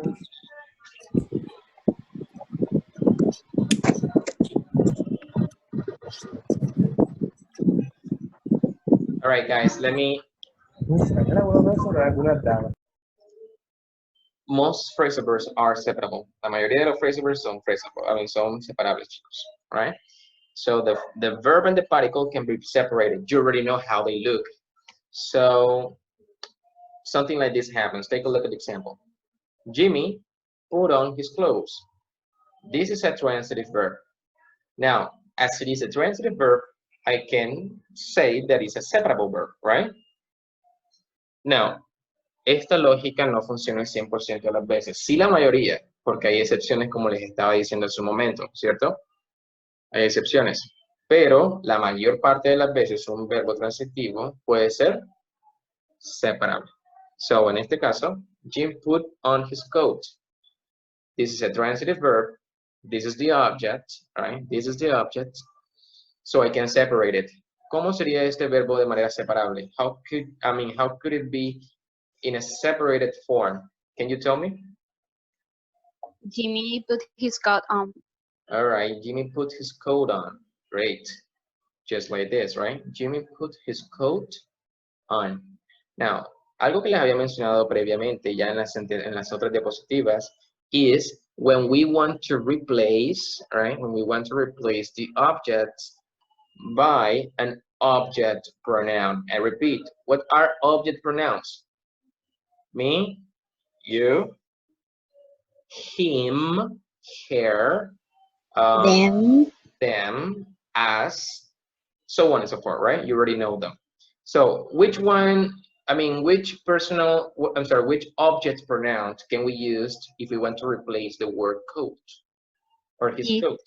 It, right? So when we have this, we always need to put the object pronoun in between the verb and the particle. We can never do it like this because it's incorrect, right? Jimmy put on it, right? Now, I'm going to go back a little bit. I just say you can never do it. Actually, you can never do it. I mean, you can never do it. But there are some exceptions. Recuerden la semana pasada cuando estábamos hablando del verbo hit on. Do you remember hit on, guys? Yes. All right. ¿Qué pasa con hit on? Let me look for the book. Let me look for the book. You can see the book, right? Yes. All right. Let me look now for the example right here. It is actually right here. Now take a look. Hit on me. Teniendo en cuenta la lógica o la gramática que les estoy diciendo, esto sería incorrecto, ¿cierto? Pero recuerden que yo les había dicho que hay verbos que son meramente inseparables, que siempre van a ser inseparables. Hay verbos que son separables e inseparables, como lo que estamos viendo en los transitivos. Hay poquitos verbos que nada más son separables, que no se pueden colocar de manera unida, siempre van a ser de manera dividida. Y hay otro tipo de verbos que son inseparables, que todo el tiempo van a ir unidos, que jamás van a ir separables. Uno de esos verbos, también son pocos, es el verbo, por ejemplo, hit on, que incluso usando un objeto, un pronombre objeto, no lo usamos en el medio de ellos. No digo, when he hit me on, porque no estaría correcto. En este caso digo, when he hit on me, right? Ya que esto es un verbo meramente inseparable. Now, ¿cómo sé? De pronto esta pregunta la tienen ustedes ahora. Dicho, pero ¿y entonces cómo sé yo cuando un verbo es separable? ¿Cuándo un verbo es inseparable? Bueno, saberlo al 100% es muy difícil, de hecho casi imposible. La manera más fácil de saber cuándo un verbo es separable y cuándo es inseparable es sabiendo si el verbo es transitivo o intransitivo. Sin embargo, eso no ayuda todo el tiempo, right? No ayuda todo el tiempo. Quiero que tengan eso claro. Porque hay verbos intransitivos, hay verbos transitivos que son nada más inseparables, como en el caso de hit on, right? Pero esos son excepciones. Ahora, yo recuerdo haberles dado a ustedes una fotocopia que Miss Aileen fotocopió para todos ustedes. En esa fotocopia hay, bueno, ustedes tienen los 600 verbos de la A a la Z, de la A a la W, no recuerdo exactamente hasta dónde llegan esos verbos, que son los más comunes, ¿cierto? Ahora, si ustedes se dan cuenta, lo tienen a la mano, o si en algún momento las han visto o las han estudiado, se dan cuenta que estos phrasal verbs, o en cada uno de los phrasal verbs, hay ciertos símbolos, como ya sea un símbolo más, o un símbolo como un asterisco. Esto significa, les muestra a ustedes que un verbo es transitivo, o que un verbo es intransitivo, o que un verbo es separable, o que un verbo es inseparable.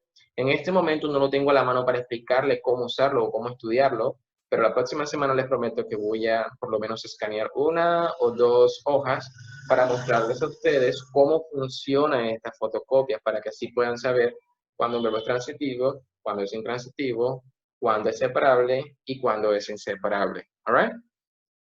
Pero como tal, eso es algo que tienen que aprenderse de memoria, chicos. ¿Y cómo se aprenden esto? Con el uso constante. No solamente aprendérselo con una lista y listo, me los aprendí y ya no los usé más. No lo pueden hacer así porque se les olvida. Tienen que usarlos, tienen que aprenderse 1 o 2 diarios y utilizarlo bastante hasta que usted diga, listo, ya sé controlar este verbo, ya sé cómo usarlo, ya sé en qué situaciones usarlo también, ya sé que es separable, ya sé que es inseparable, ya sé que es transitivo, ya sé que es intransitivo y lo sé usar en cierto contexto, right? Esa es la manera más fácil de aprenderse un phrasal verb. Ya que si ustedes nada más van a la lista, este es este, y en el diario de pronto digo, no, hoy me voy a aprender 3, y lo repiten 3, pero no lo ponen en contexto, muy seguramente se les va a olvidar, especialmente porque no saben cómo usarlo. So, let's continue right over here. ¿Cuándo separar los verbos, los phrasal verbs? When to separate the phrasal verbs? All right, there is a main rule right here. This is for the transitive verbs.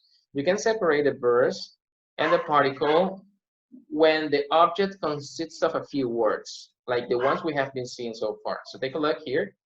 Mr. Wilson called his appointment off. How many words do we have in the object? We only have 2. 2 words right here. But when we cannot, or when we shouldn't separate the phrasal verbs, when the object, I'm talking about the transitive verbs, right? When the object is longer than 4 words. If it has 4 or more than 4 words, then it's better to use it united and not separated, right? For example, take a look at this sentence right here. Mr. Wilson called off his 3:30 appointment with Mr. Smith. ¿Cuántas palabras hay aquí en este objeto? How many words are there in this object? We have 1, 2, 3, 4, 5, or 6. Let's say 5 because it's only one thing, right? 5 different words. As they are 5 words, hey, we better use this in the contracted form, I mean, in the united form, not the separated one. Now, how is incorrect to say it? If you ever say something like this, it's like weird, it's strange, right? Mr. Wilson called his 3:30 appointment with Dr. Smith off. I mean, that's so much, right? There's so much information, those are so much words. So the phrasal verb is not like, it loses its strength or its meaning. And you can get confused yourself, and also you can get the other person confused with the words or with the things you're saying. So my recommendation, if you have an object longer than 4 words, use it united. But if you have an object with 3 words, for example, you can separate it. For example, let's eliminate this part here. Let me do something like this here. Hang on.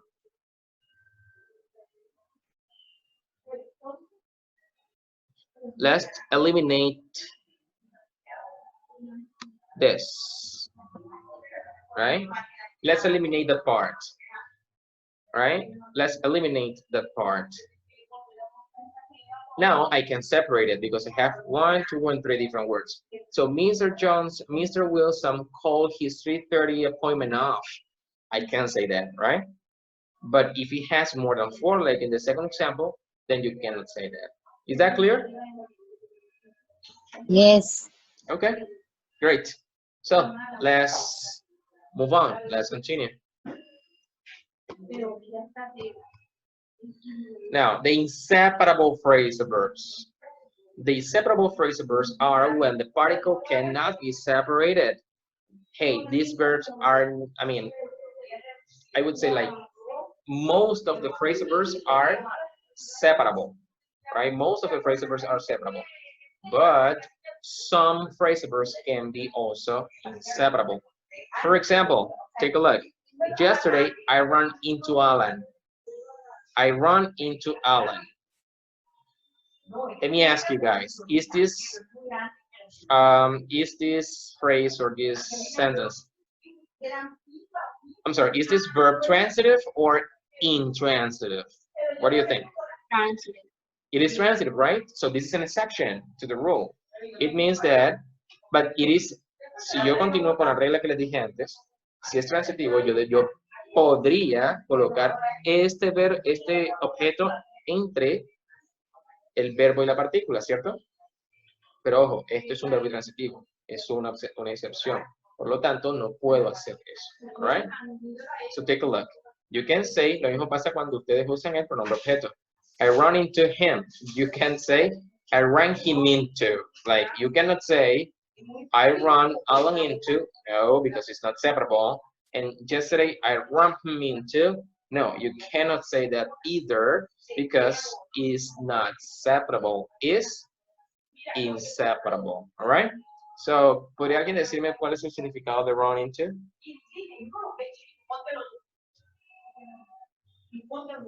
What does run into means, people? Meet someone, like you didn't know you were going to meet him. So. All right. So meet someone by accident, right? Unexpectedly. Yes means encontrarse a alguien por accidente. Digamos que vas por la calle, vas en algún lugar y de repente te encontraste con alguien sin esperarlo, ¿cierto? So that is run into. That's what run into means. All right, let's get going. Let's get going. Those are the inseparable phrasal verbs. And now let's go with the separable phrasal verbs. Ojo, me estoy refiriendo nada más a los phrasal verbs que van siempre separados. Esto no es igual a los transitive, a los primeros que les mostré, que se pueden usar de manera unida o de manera separada. Estos son los que siempre van separados. Estos también son pocos, realmente no son muchos. There is a small number of these verbs. They are not very common, actually. Now, let me give you an example. Tina kept her jacket on.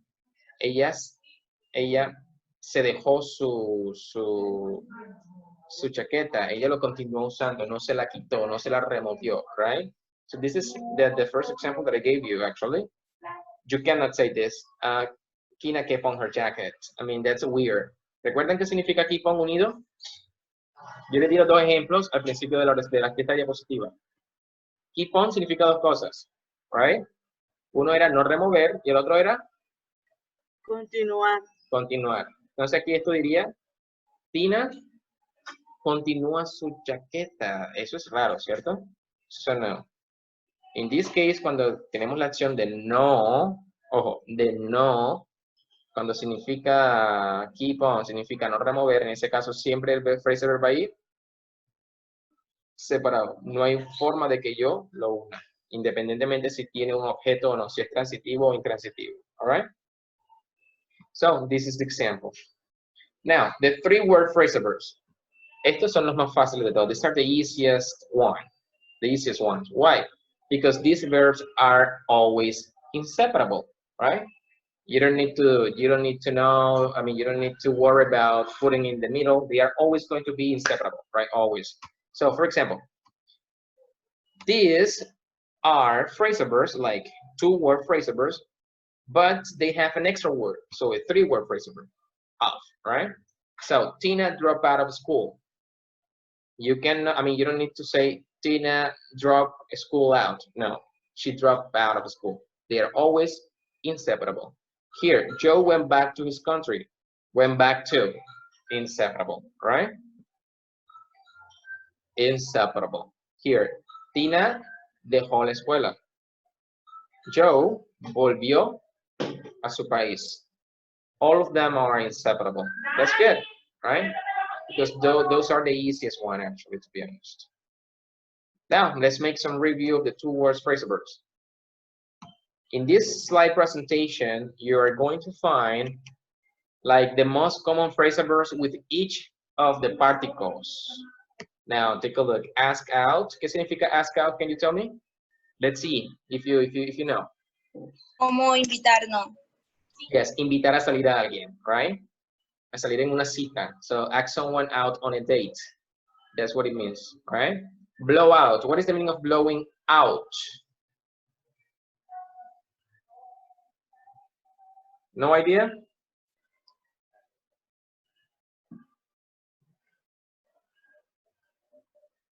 No idea of what blowout means, guys? Right, blowout means apagar, pero por ejemplo, apagar una vela. Apagar con viento, con el viento que tú haces de la boca. Como soplar, pero en el sentido de apagar, right? Por ejemplo, your birthday cake. Hey, blow out the candles. And then you blow them out, right? That's blowout. Significa también otra cosa. Blowout also means rechazar a alguien. So let's imagine that someone asks you out. When someone asks you out, you have two options, either accepting or rejecting, saying yes or saying no. When you say yes, everything is fine. But when you say no, you can say that you blow the person out, that you blew the person out, all right? Que ustedes rechazaron a la persona, que rechazaste a la persona. That's what blow out also means, all right? Two minutes. Break out. What is the meaning of breaking out?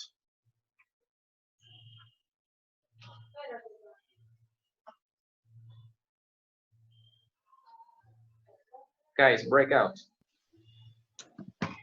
Escaparse, fugarse. Yes, it means to escape, right? To escape, good.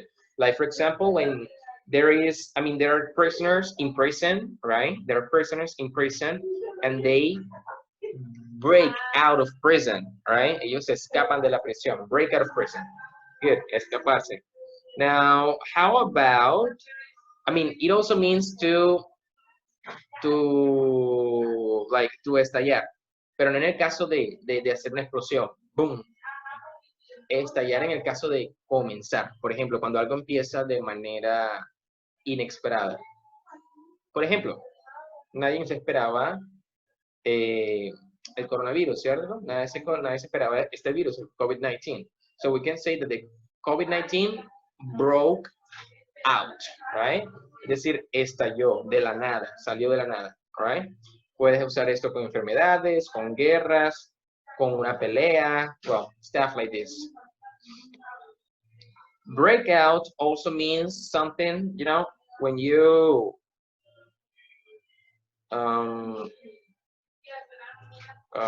For example, when you eat so much fat, like fast food or stuff like this, cuando come mucha grasa, ¿qué pasa con su cara? Le salen espinillas, granos o barros, right?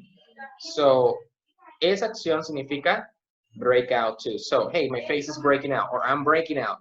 I ate so much salchipapa last night. I'm breaking out now, right?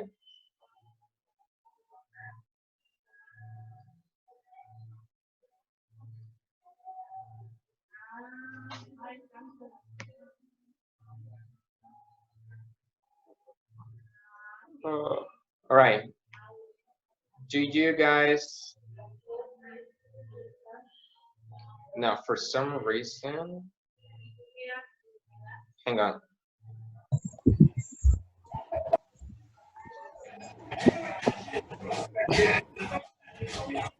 Guys, can you hear something there?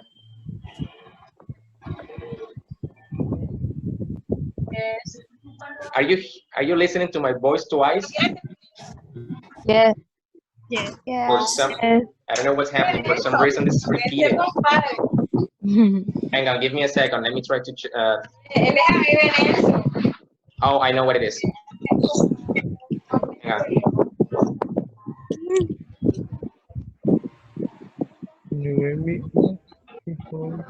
What is happening?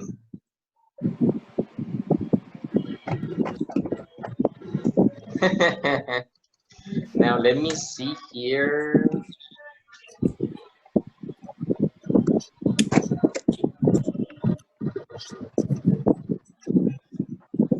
All right, guys, let me.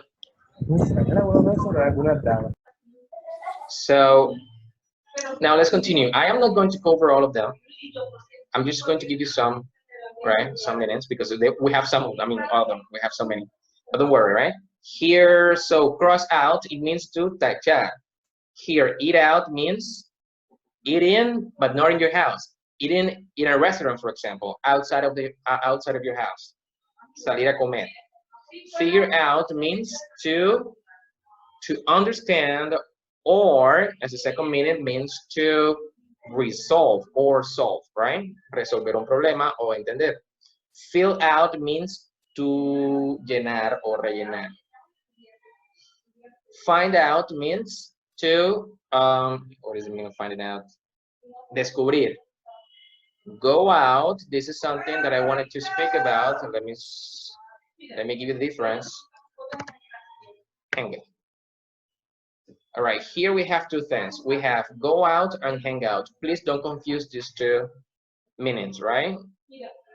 Hang out means salir con sus amigos, right? It could be to a movies, it could be to, it could be to the movies, it could be to a restaurant, it could be to a party, it could be for anything, right? Go out is basically the same, salir de la misma manera, a los mismos lugares, lo que sea, but not exactly with your friends. It's with your couple, right? This has to do something, like if you find it in the dictionary, or if you look it up in the dictionary, or if you even look it up in my, like in the, in the photocopies that I gave you, you're going to find that the difference is more like sexual purposes. It has a sexual connotation, a sexual meaning, right? Because you normally go out with your boyfriend or girlfriend, wife or husband, lover, or anything, right? This is the difference of go out. So go out, salir con su, salir con su pareja, and hang out, salir con sus amigos. So don't forget that. Hand out means repartir. Help out is the same. We actually use help, like ayudar, but help out is more like emphatic, especially when you want to help a person. Now, hey, I need some help with my homework. Don't worry, teacher, I will help you out. When you say help you out, it's more like emphatic, like I'm gonna give you my help. That's what it really means. Now, point out means to señalar, right? Point something else. Put out. Well, put out has a lot of meanings, to be honest. It has a lot of meanings. It means like apagar, pero ojo, no es apagar como apagar un electrodoméstico, apagar cualquier otro computador, el televisor, no. Es como simplemente apagar las luces. So, put out the lights or put the lights out. También significa ofender a alguien. I don't want to offend you. I don't want to put you out. También significa no molestar a alguien o no ser una molestia para alguien. So, por ejemplo, yo necesito que me ayuden a hacer algo, pero no los quiero molestar. I don't want to put you out, right? So take a look. Put out has many meanings as well. Actually, it has like 10 different meanings. 10. And 10 different situations. Take out, what you know, take out means sacar. And throw out means also like several things like echar, vomitar, or tirar, right? That's what throw out means. Now, here we have more and more phrasal verbs. Phrasal verbs, the most common one with down, the common ones with up. Take a look. The common phrasal verbs with the word back, right here. The common ones with on, the common ones with off, the common ones with in, the common ones with over, and the phrasal verbs with three, well, some of them, not all of them, with three, I mean the 3-word phrasal verbs, like with, come along with, fool around with, get together with, get along with, get through with, pull up with, hang around with, hang out with, the ones with of, right? The ones with to, the ones with from. And well, guys, as I told you before, the way to learn phrasal verbs is by heart. So next time, next class, I'm going to scan 2 of the pages from the photocopies I gave you at the beginning of the class, at the beginning of the course, to be honest. To be more exact, to be, yes. So that you can know how to find or how to know when a phrasal verb is transitive, intransitive, separable, or inseparable, all right? So this is it for phrasal verbs. Guys, do you have any question? Oh. Do you have any question here?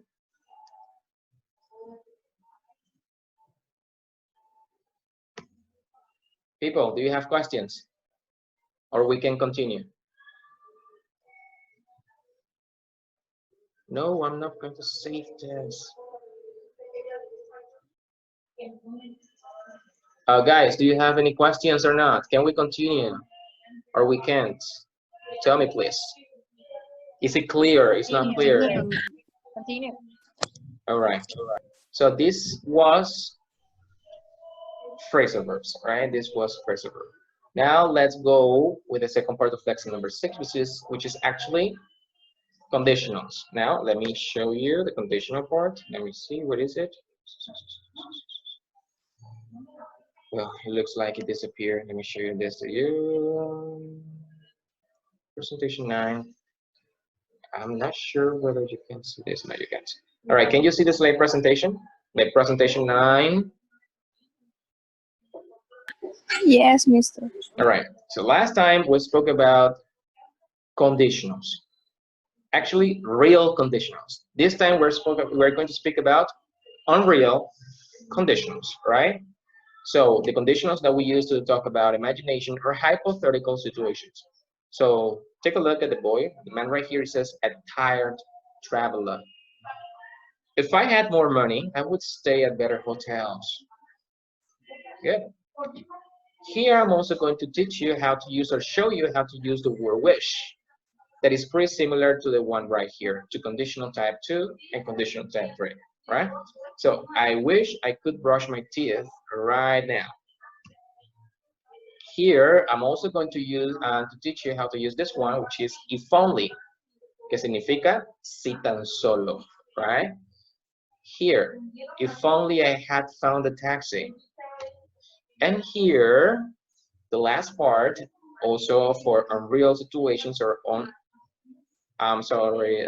hypothetical situations, we have this set of examples. If the airport hadn't lost my luggage, I wouldn't have been delayed. So these are the things that we're going to go over today.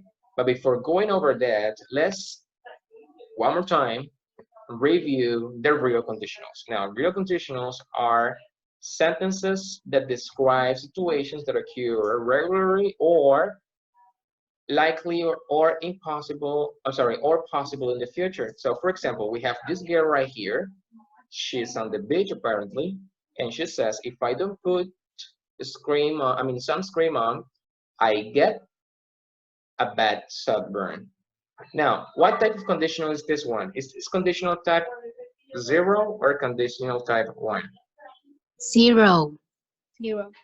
0. This is conditional type 0. Great. Why? Because take a look. This might be the resolution right here. If I don't put sunscreen on, I get a bad sunburn. This is something that happens rarely. As I have told you, this is a fact. This is a general truth, something that can be changed. Right? So this is it. We have the next example. If we don't get to the station on time, the train will leave us, will leave without us. Take a look. It's leaving, the train is leaving. So what kind of what type, yes, or what kind of condition is this one? 0 or 1? This 1, right? Because here we're speaking about possibilities in the future. So this is it, conditional type 1. Here we use a possible, like we have the possibility in the future of something happening or not, depending on the decision that you make in that moment. Because they can change this reality. This is a changeable reality. If we don't get to the station on time, the train will leave without us. But if I want to change this reality, if we get to the station on time, the train won't leave without us, right? I can change easily this reality. Now, unreal conditionals. Unreal conditionals are sentences that describe situations that are untrue, unlikely, or impossible in the present or in the past. Or in other words, they describe sentences that are imaginary, right? Imaginary situations. That's what they describe. So take a look at the man, at the little woman. Actually, not the little, the old woman right here.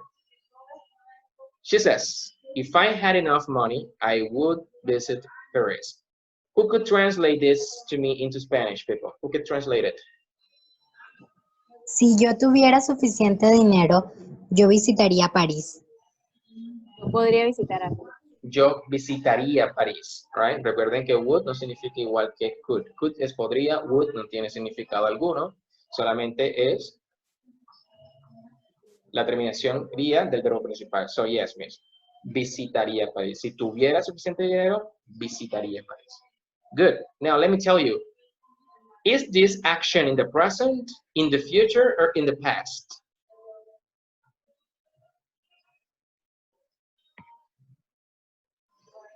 Guys, what do you think? Is this action in the present, in the future, or in the past?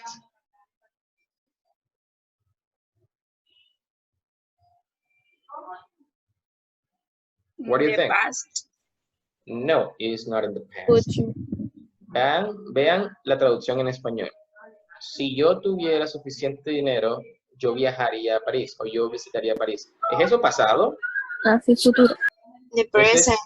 Eso es un presente con un resultado en un futuro. Pero ese futuro, ¿qué es? ¿Cierto o incierto? Incierto. Este es un futuro incierto, right? So this is a present situation with resolution in an uncertain future, right? And this is conditional type 2. No se confundan porque aquí en la oración están viendo pasado simple, all right? Que aquí tengamos pasado simple no significa que la oración esté en pasado. Es simplemente la regla de del tipo número 2, right? So, take a look. Here, the woman, she doesn't have enough money, so she won't visit Paris, right? This is an imaginary situation, something that I imagine right now. So let me ask you, is she going to Paris right now? No, right?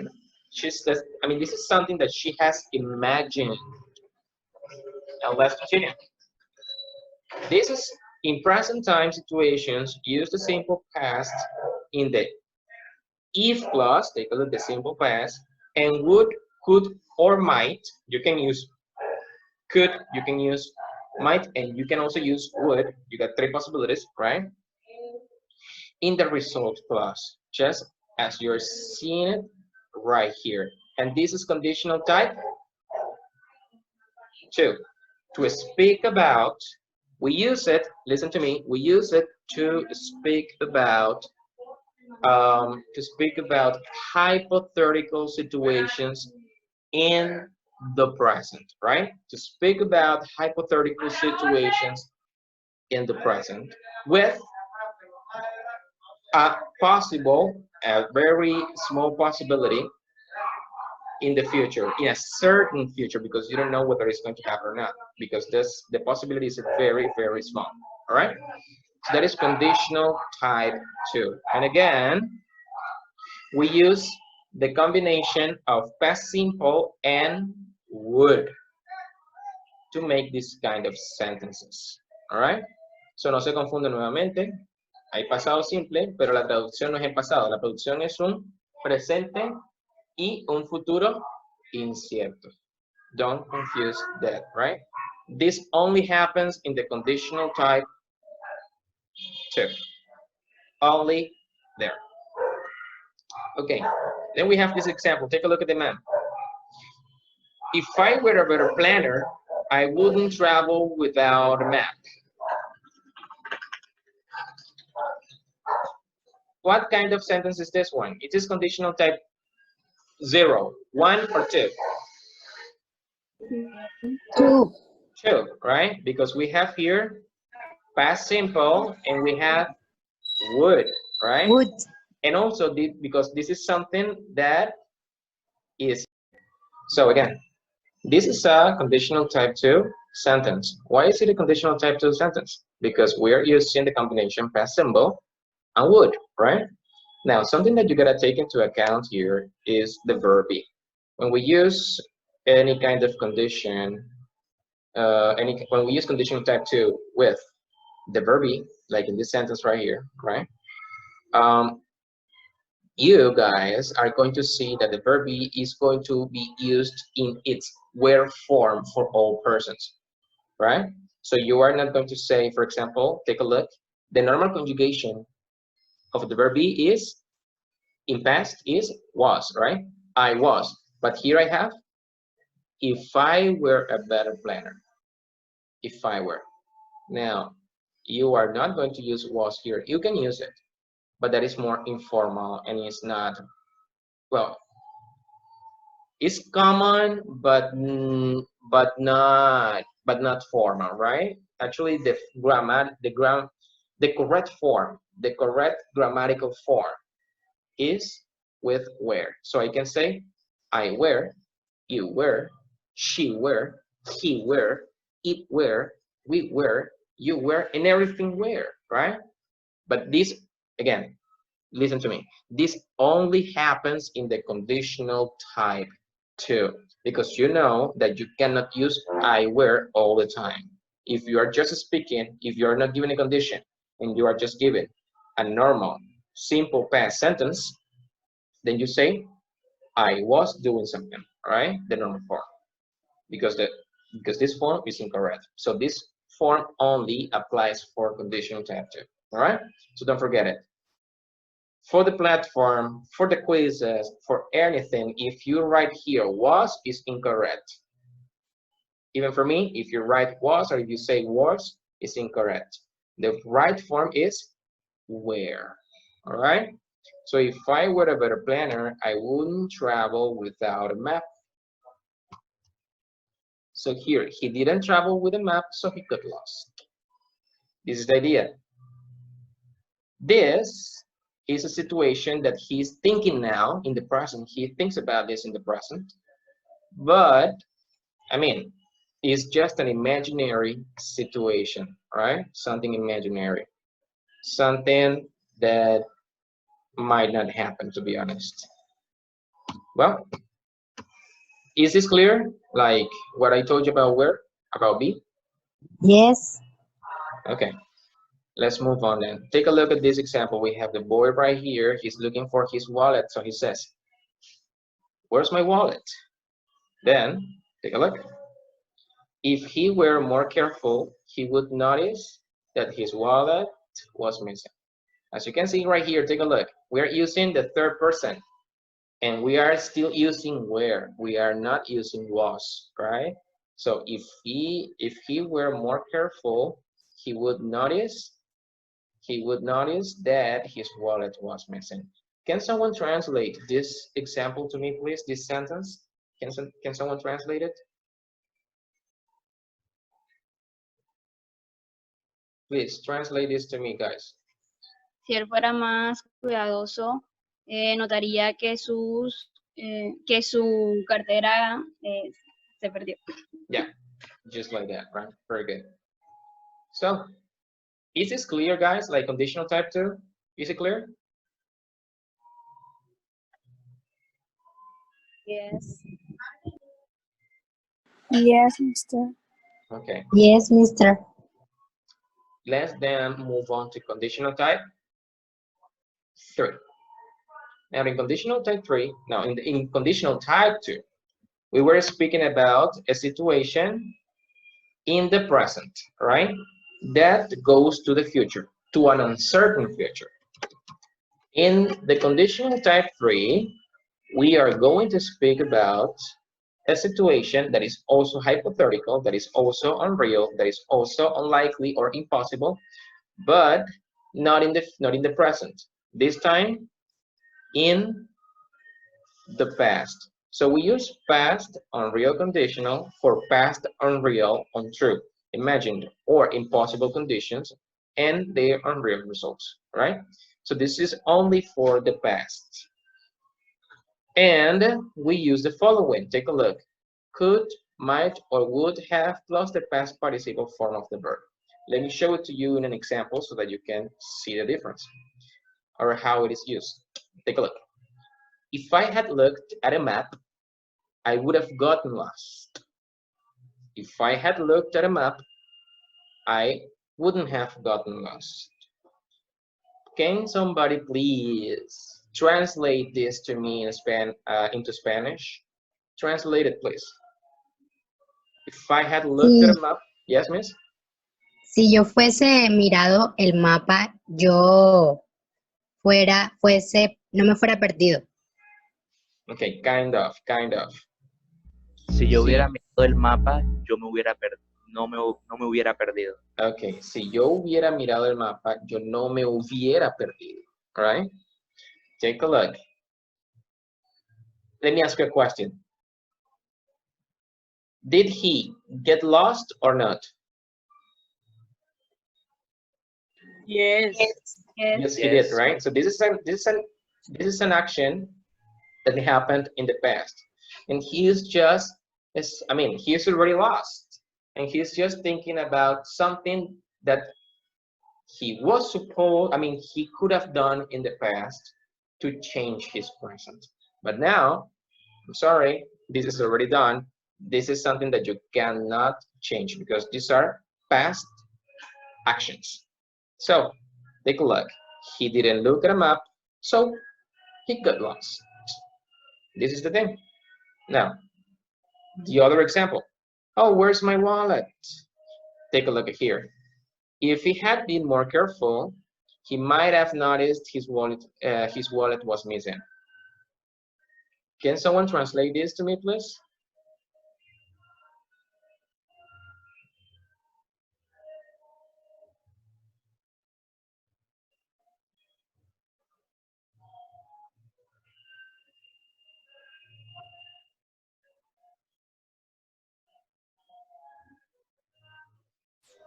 Profe, si él hubiera sido más cuidadoso, podría haber notado que su billetera se perdió. Eso ya no lo había entendido. Right. Él pudiera haber notado o pudo haber notado que su billetera se perdió. Right? Él pudo haber notado. Good. O pudo haberse dado cuenta. Right? So, something to take into account in both sentences, this one and this one, is that in the if clause, we are using what? What is this tense, guys? What is this tense right here? Past perfect. And in the result clause, we are using the combination could, might, or would plus have. Have is always going to be like this. You are not going to use has. No, always have. Plus the past participle form of the verb, right? So wouldn't have gotten. In other words, these are past models. Now, the same thing happens here. Take a look. Past perfect plus past model. Take a look. Have always the same, and the past participle form of the verb. This is it, right? And we use this to talk about hypothetical situations, but not in the present. In the past, all right? Conditional type 2 to speak about hypothetical situations in the present to a certain future, and conditional type 3 to speak about hypothetical situations or imaginary situations where? In the past, all right? Is that clear? Yes, teacher. All right, let's practice a little bit. Let's practice a little bit. Take a look at here. We have these charts: conditional type 0, conditional type 1, conditional type 2, and conditional type 3. A very nice chart, right? Now, take a look. Here we have 3 examples. I want you to tell me, or just to complete this, these sentences with your own ideas. But you have to be careful because the sentence must be completed either with any of these conditionals, right? 0, 1, 2, or 3. So take a look. If I had enough money, I would travel to the USA. All right, good. Here I have another one. Take a look. I would travel to Asia, or I would travel to the USA. Good. This is conditional type what, miss? 2. 2. Great, great. Now, if I have enough money,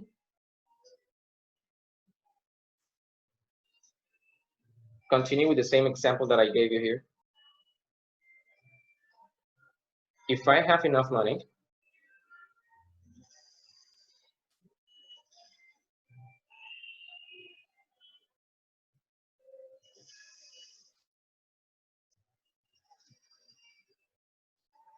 complete it, guys, please. Which conditional do you think it goes? Type 0, type 1, type 2, type 3? Is this type 2 and 3? I don't think so. Why? Because in the if clause, we are using present, so it can be any of these 2. Which one? It is real conditional. Is a real conditional, yes. But which one? 0 or 1? Complete the sentence. If I have enough money. If I have enough money. I will travel to Asia. And what about the last one? If I had a lot of money, what conditional is this one? Past unreal. All right, so this is conditional type 3. So can you complete it? If I had a lot of money. If I had a lot of money, I would have bought some things. All right, good. Or if we continue with the same example, I would have traveled to Asia, right? So take a look. Guys, don't get confused here. Tenemos un doble had, right? Uno es un verbo, el otro es el auxiliar. Uno significa haber, otro significa tener. So, si hubiera tenido mucho dinero, hubiera viajado a Asia. So, there you go. Is this clear, guys?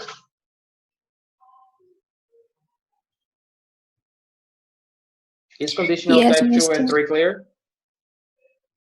Yes. Okay, so let's move on then to teach you how to use wish.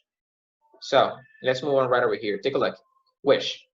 Wish has 3 main uses. When you are speaking about, like when you want to express a wish about the future, like you want this to happen in the future, right?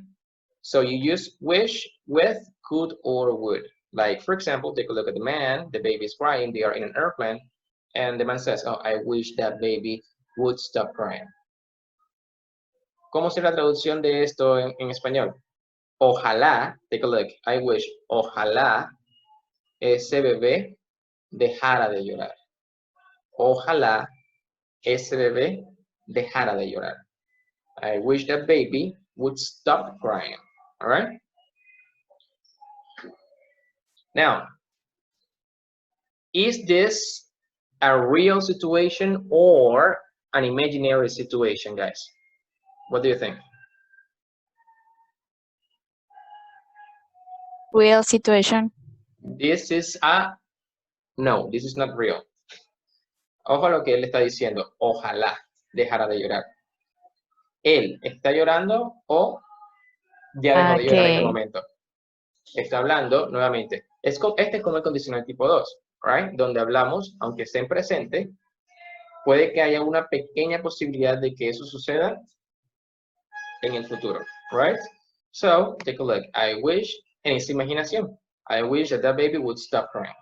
Now, let me give you more examples so that you can get to understand, right? But this is basically with would. Like when you want to express a wish in the future. Or when you want to express a wish in the present, that is the second part of wish, right? Take a look here. The man says, this is to express a wish in the present. We use wish plus the past simple, como en el condicional tipo 2, right? So take a look. I wish I caught an earlier flight. And the man says, I wish I had more leg room. ¿Quién me podría traducir esta oración de acá?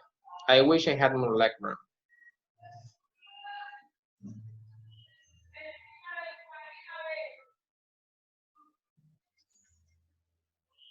Who can translate this? Yo desearía tener más de un asiento.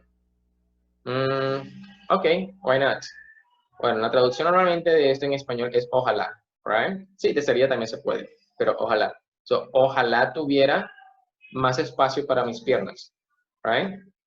Porque la persona, take a look, es bastante grande, eso no cabe entre los asientos. So, I wish I had more leg room. Ojalá tuviera, nuevamente. Va a tener él, o hay una posibilidad de que él se sienta mucho más cómodo. ¿Qué creen ustedes? ¿Existe esa posibilidad o no? No creo. Esto es una situación hipotética, ¿cierto?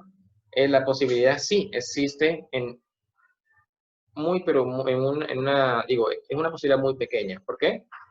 Pues porque si se dan cuenta, por ejemplo, digamos que hablemos nosotros acá de los buses. Pues normalmente los buses hay sillas que están bastante unidas, pero hay buses que son bastante amplios y las sillas están bastante separadas unas de las otras, right? Entonces es posible de que él tuviera más legroom, pero dependiendo del bus en el que él va montado, ¿cierto? So, this is it. An imaginary situation to express in the present. Now, I'll give you the third use of wish. This one is similar to type 2, conditional type 2. Now here, wish with the past perfect, similar to conditional type 3. So there you go.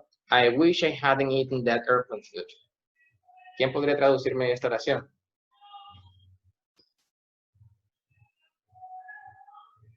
I wish I had eaten that Desearía airplane no haber comido esa comida de avión. Ok, desearía no haber comido esa comida de avión o Ojalá no hubiera comido esa comida de avión. Very good, right? Ahora, esta oración de aquí es bastante similar a la del tipo 3, la condición. Aunque esto no es una condición, tiene quizás un poquito con relación a la estructura, ya que después de wish usamos el pasado perfecto, al igual que en el condicional tipo 3, ¿cierto? Ahora, esta oración, si yo quiero, lo puedo usar en condicional tipo 3 con el mismo significado, solamente que en el condicional tipo 3 tengo que dar más palabras, tengo que explicar más. Esta es una forma más directa de decir la misma idea. Miremos a la persona. He's sick. So, if I hadn't eaten that food or that airplane food, right? What? ¿Cuál sería la continuación de esta oración? Esto es lo que tengo aquí. If I had eaten that airplane food, I'm going to write down here airplane. I wouldn't. Uh-huh. I have gotten sick. I wouldn't, good. I wouldn't have gotten sick. What happens in this sentence? Take a look. This sentence here is explaining in detail the face of the man. The man looks sick, right? He looks sick. Do you think so? Take a look. Yes. He looks like he wants to vomit or something like this. Now, he looks sick. Here, what am I doing? This is the same idea, but I am not explaining. Here, I am not explaining the whole idea with detail. I am just going direct, right? Esta es una forma más directa de decir esta oración aquí mismo, pero es lo mismo. Esta es una situación en pasado, hipotética en pasado. Esta es otra situación hipotética en pasado, ya que esto pasó. Esta oración de aquí pasó y no se puede cambiar. Esta oración de acá pasó y no se puede cambiar. Solamente que cuando yo digo ojalá, pues de cierta manera estoy omitiendo lo que ya es obvio. Mírenle la cara a la persona. Ya es obvio de que él se enfermó. Y aquí estoy dando más detalle con el condicional tipo 13. Lo mismo pasa con el condicional tipo 2. Ya les muestro con la oración anterior. Let me show you guys. This one, take a look at the man here. I wish I had more leg room.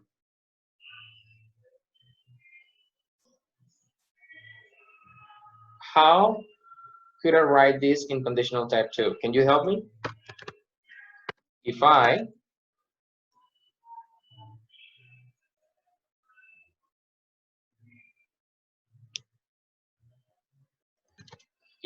had more leg room, what? What is obvious in this sentence, in this situation here? What is obvious? Incansables. Que la comunidad informática no cree en su existencia. ¿Sí? He is Yeah. angry. Angry. Why is he angry? Because he doesn't have Because he doesn't have more discipline. Teacher, if I had more leg room, I would be comfortable. Good. I would Be comfortable. be comfortable. Right? Take a look. This is the conditional type 2-1.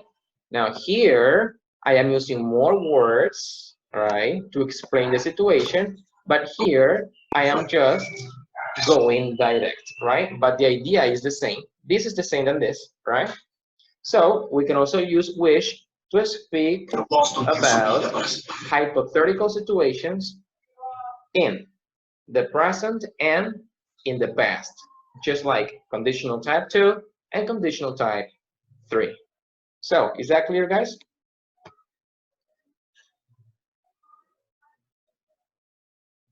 Is it clear?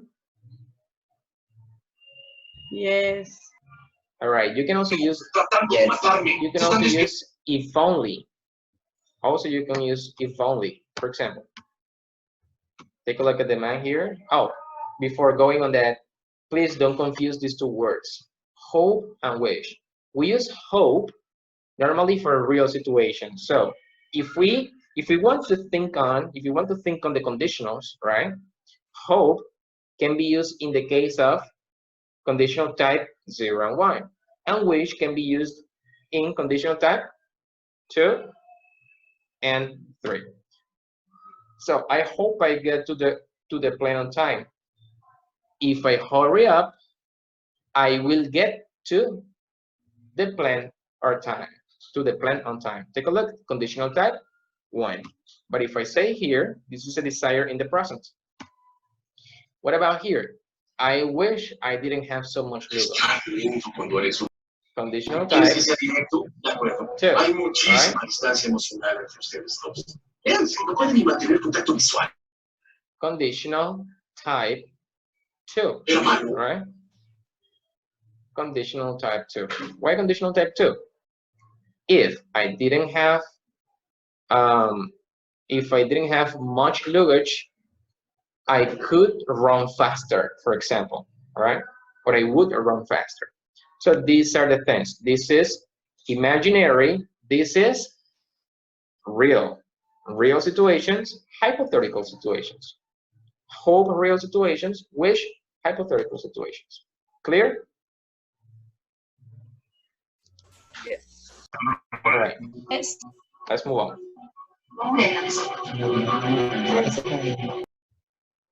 Let's move on then. Take a look. If only, it can also be used for express wishes. So something similar to wish, right? If only is something similar to wish. For example, podrían cambiar esta oración, I wish, usando if only. It would be something like, let me show you, I'm going to write to you. Ya les había dicho que significaba if only, ¿cierto? Si tan solo. So, if only I didn't have much luggage. Esta oración es la misma, ¿cierto? Solamente estoy cambiando wish por if only. ¿Qué significa esta oración? Si tan solo no tuviera tanto equipaje. Ojalá no tuviera tanto equipaje, si tan solo no tuviera tanto equipaje. I mean, it's the same, right? We use if only also for hypothetical situations in the present and in the past. Now let me give you the example that we have in the next slide. Here, take a look at the man. The man is alone on an island.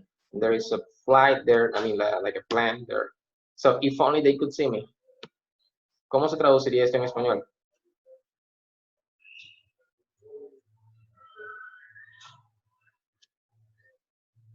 How could you translate this into Spanish?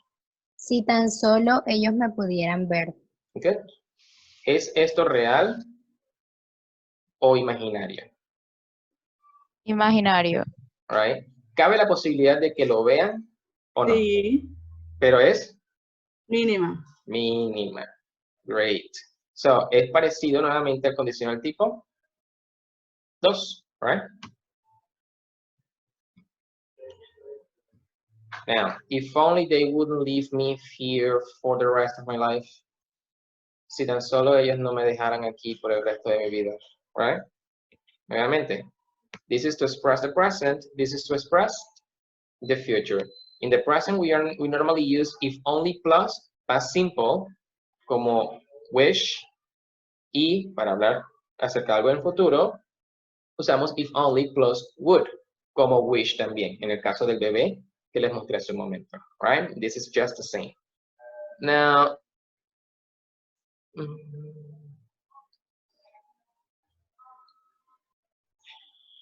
ahora si lo uso, por ejemplo, no, yo creo que no tengo ese ejemplo aquí. Bueno, voy a escribirlo.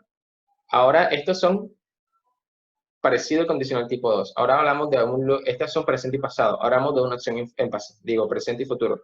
Now let's speak about an action in the past. So, if only I hadn't gotten stuck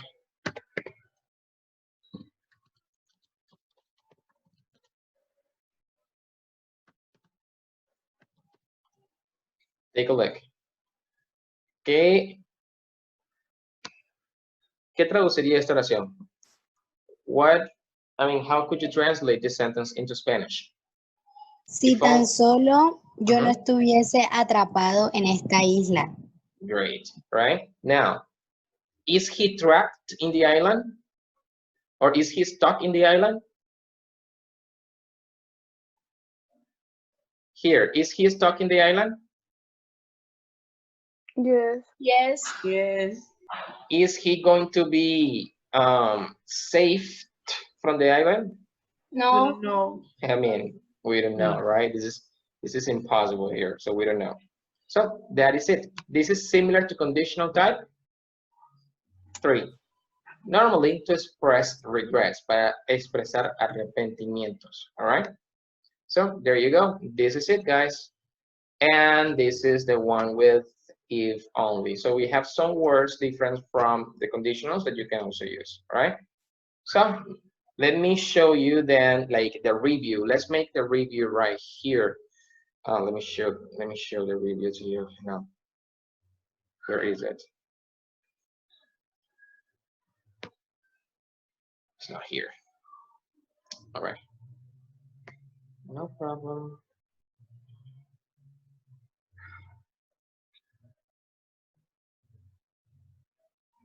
Can you see the PowerPoint presentation, people? Yes. Okay, this is just a review.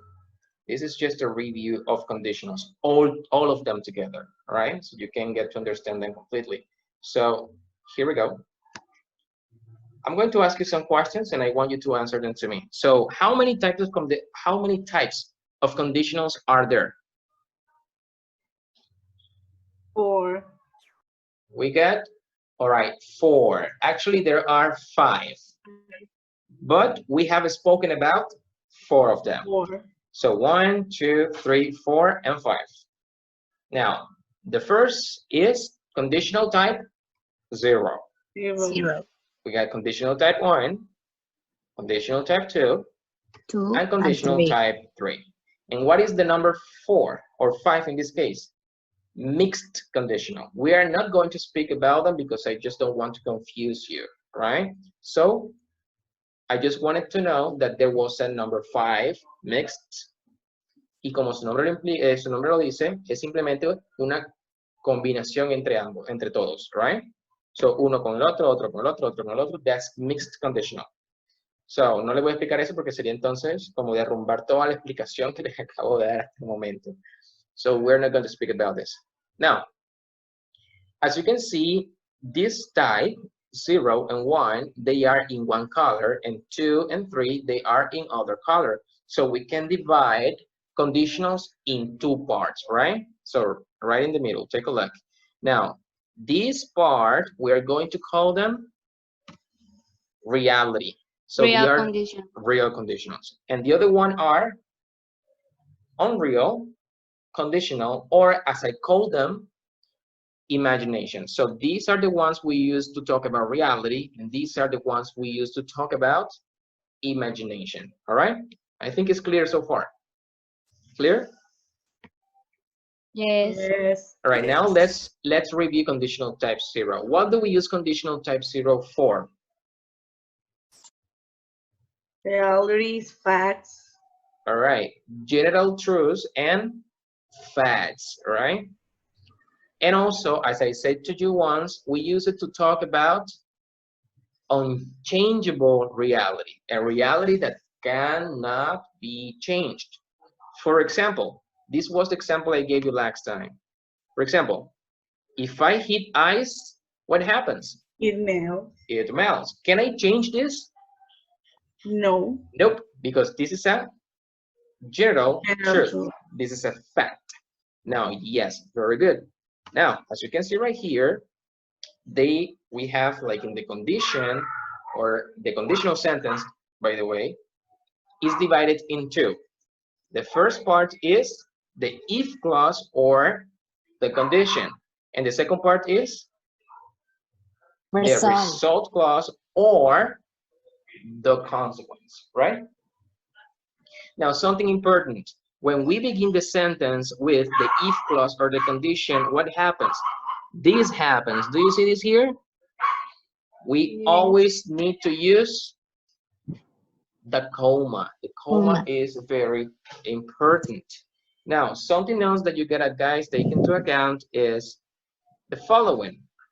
What is the structure that we use for conditional type 0? What are the tenses that we use? If, present simple, comma, present simple. Great, right? So we use if plus present simple plus present simple. And this is conditional type 0. 0. Very easy. Now let's go over conditional type 1. Mr. Yes, miss. And sometimes we can use in the first clause present continuous. sometimes, as I told you last time, yes. But we normally use present simple, right? Yes. Right, good. Now, how about conditional type 1? What do we use it for? Possible situation in the future. All right, possible situation in the future, or in other words, to speak about changeable reality. A reality that depends on your decisions. So if you decide that you are going to do something, something is going to happen. And if you decide that you are not going to do something, a different reality may happen, right? So this is a changeable reality, all depending on your decisions. So an example might be the following. Take a look. If I don't study for the test, what happens? I will fail, right? And how can I change this reality? Like this. If I study for the test, what happens? I won't fail. So this is the same sentence, but with different realities, right? Now, again, we have like the two parts, like the conditional itself. And in the first part, we have the if clause and the condition. And in the second part, we have the result clause and the consequence. Again, don't forget about the comma. When we start with if, we have to use the comma. And what is the structure of conditional type 1? Present simple plus future or modal verb. All right. Or some modal verbs, not all modal Yes. verbs, only some modal verbs. So yes, if plus present simple plus future plus could, might, or may. Those are the ones, right? Good. And this is the reality one. Now let's move to the imagination conditionals. Now, conditional type 2. What do we use conditional type 2 for, guys? I just explained this.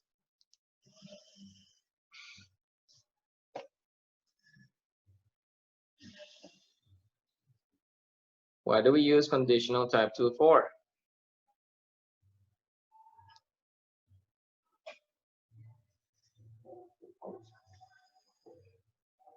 To speak about what? Take a look. If here we speak about reality, what do we use conditional type 2 here? To speak about what? You have a gray machete here, and I just explained it to you. To speak about unreal situations, or as I call them, Imaginary situation. hypothetical situations in the present. Don't forget this. In the present to the future. Why to the future? Because these sentences, even though they are imaginary, they can happen. Well, the possibility of them happening in the future is very small. It's minimal, all right? So, for example, to show you like what I mean right here. If I found a 50,000 pieces bill on the street, I would buy pizza to my dear or for my dear students. Now, ¿qué posibilidad hay de que esto, chicos, realmente suceda? ¿Puede suceder? ¿No puede suceder? What do you think? ¿Puede o no suceder? No. Sí puede, pero hay una posibilidad muy mínima. All right, sí puede suceder, pero eso es la posibilidad es muy mínima de que eso suceda, right? Por eso digo que puede que suceda en el futuro.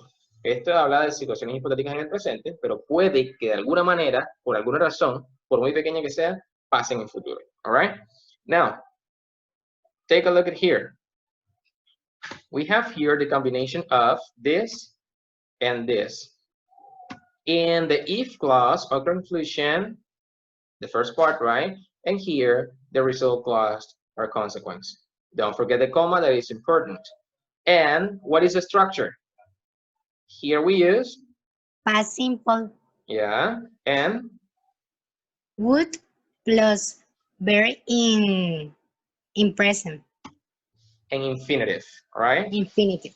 Yes, in the base form. Yes, you're right. So if plus past simple, even though this is present, don't forget this is present, plus would or could, right? You can use both the ones you like. To talk about hypothetical situations in the present with a small situation or with a small possibility of this happening in the future, right? Now conditional type 3. Continue then here. Hang on. All right, there you go. So conditional type 3, what do we use it for? We use it for speaking about hypothetical situations in the past, only in the past. Not in the present, not in the future, like in type 2. No, only in the past. And also we can say this or refer to this in a different way. That is, like, we use conditional type 3 to speak about regrets. What is the meaning of the word regrets, guys? Do you know what this means? What is the meaning of regret? Arrepentimientos. All right, arrepentimientos o lamentos. And what is un arrepentimiento and what is un lamento? What is that? You can say that to me in Spanish, please. ¿Qué es un arrepentimiento? ¿Qué es un lamento? ¿Cómo sé yo, cómo yo puedo reconocer que algo es un arrepentimiento o un lamento? Cuando no, ¿cómo decirlo? Cuando no me gustó lo que pasó o cuando no me estoy quejando. Reconozco que no me siento cómodo con eso y que no debió pasar. Exacto. No debió pasar. En otras palabras, los arrepentimientos son aquellas situaciones que ya sucedieron, no se pueden cambiar, pero de alguna manera nosotros buscamos ¿cómo les digo? Pensamos en lo que pudo haber sido si hubiéramos hecho eso que hicimos de manera diferente. So, un arrepentimiento. That's a regret, all right? And that's what we use hypothetical type 3 for. So let's continue. Example, if I had studied harder, I would have passed the semester. Lo cual significa, si yo hubiera estudiado más, yo hubiera pasado el semestre. Esta oración, did I pass the semester or not? Here, guys, no, I didn't pass the semester. But now I am regretting about the things that I didn't do in the past. So now I think, oh, if I had studied harder, I would have passed the semester. I wouldn't have been in this situation now. All right? So estoy hablando acerca de algo que ya pasó, no se puede cambiar, pero de igual manera veo lo que pudo haber sido si lo hubiera hecho de tal forma o de esta forma en la que ahora lo pienso. Right? That is a regret.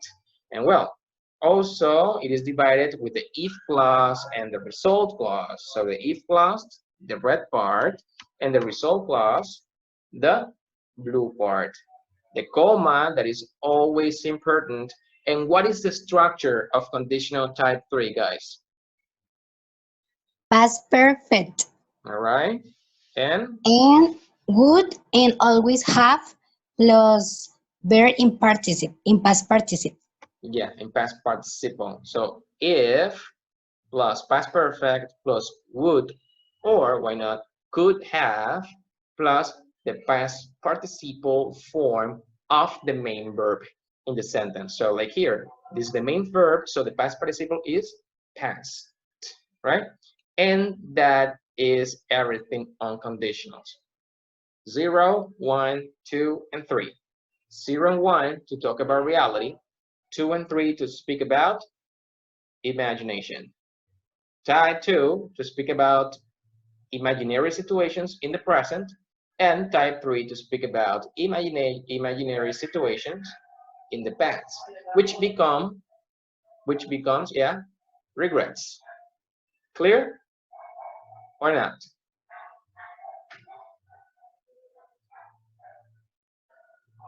Is it clear, guys, or not? Yes.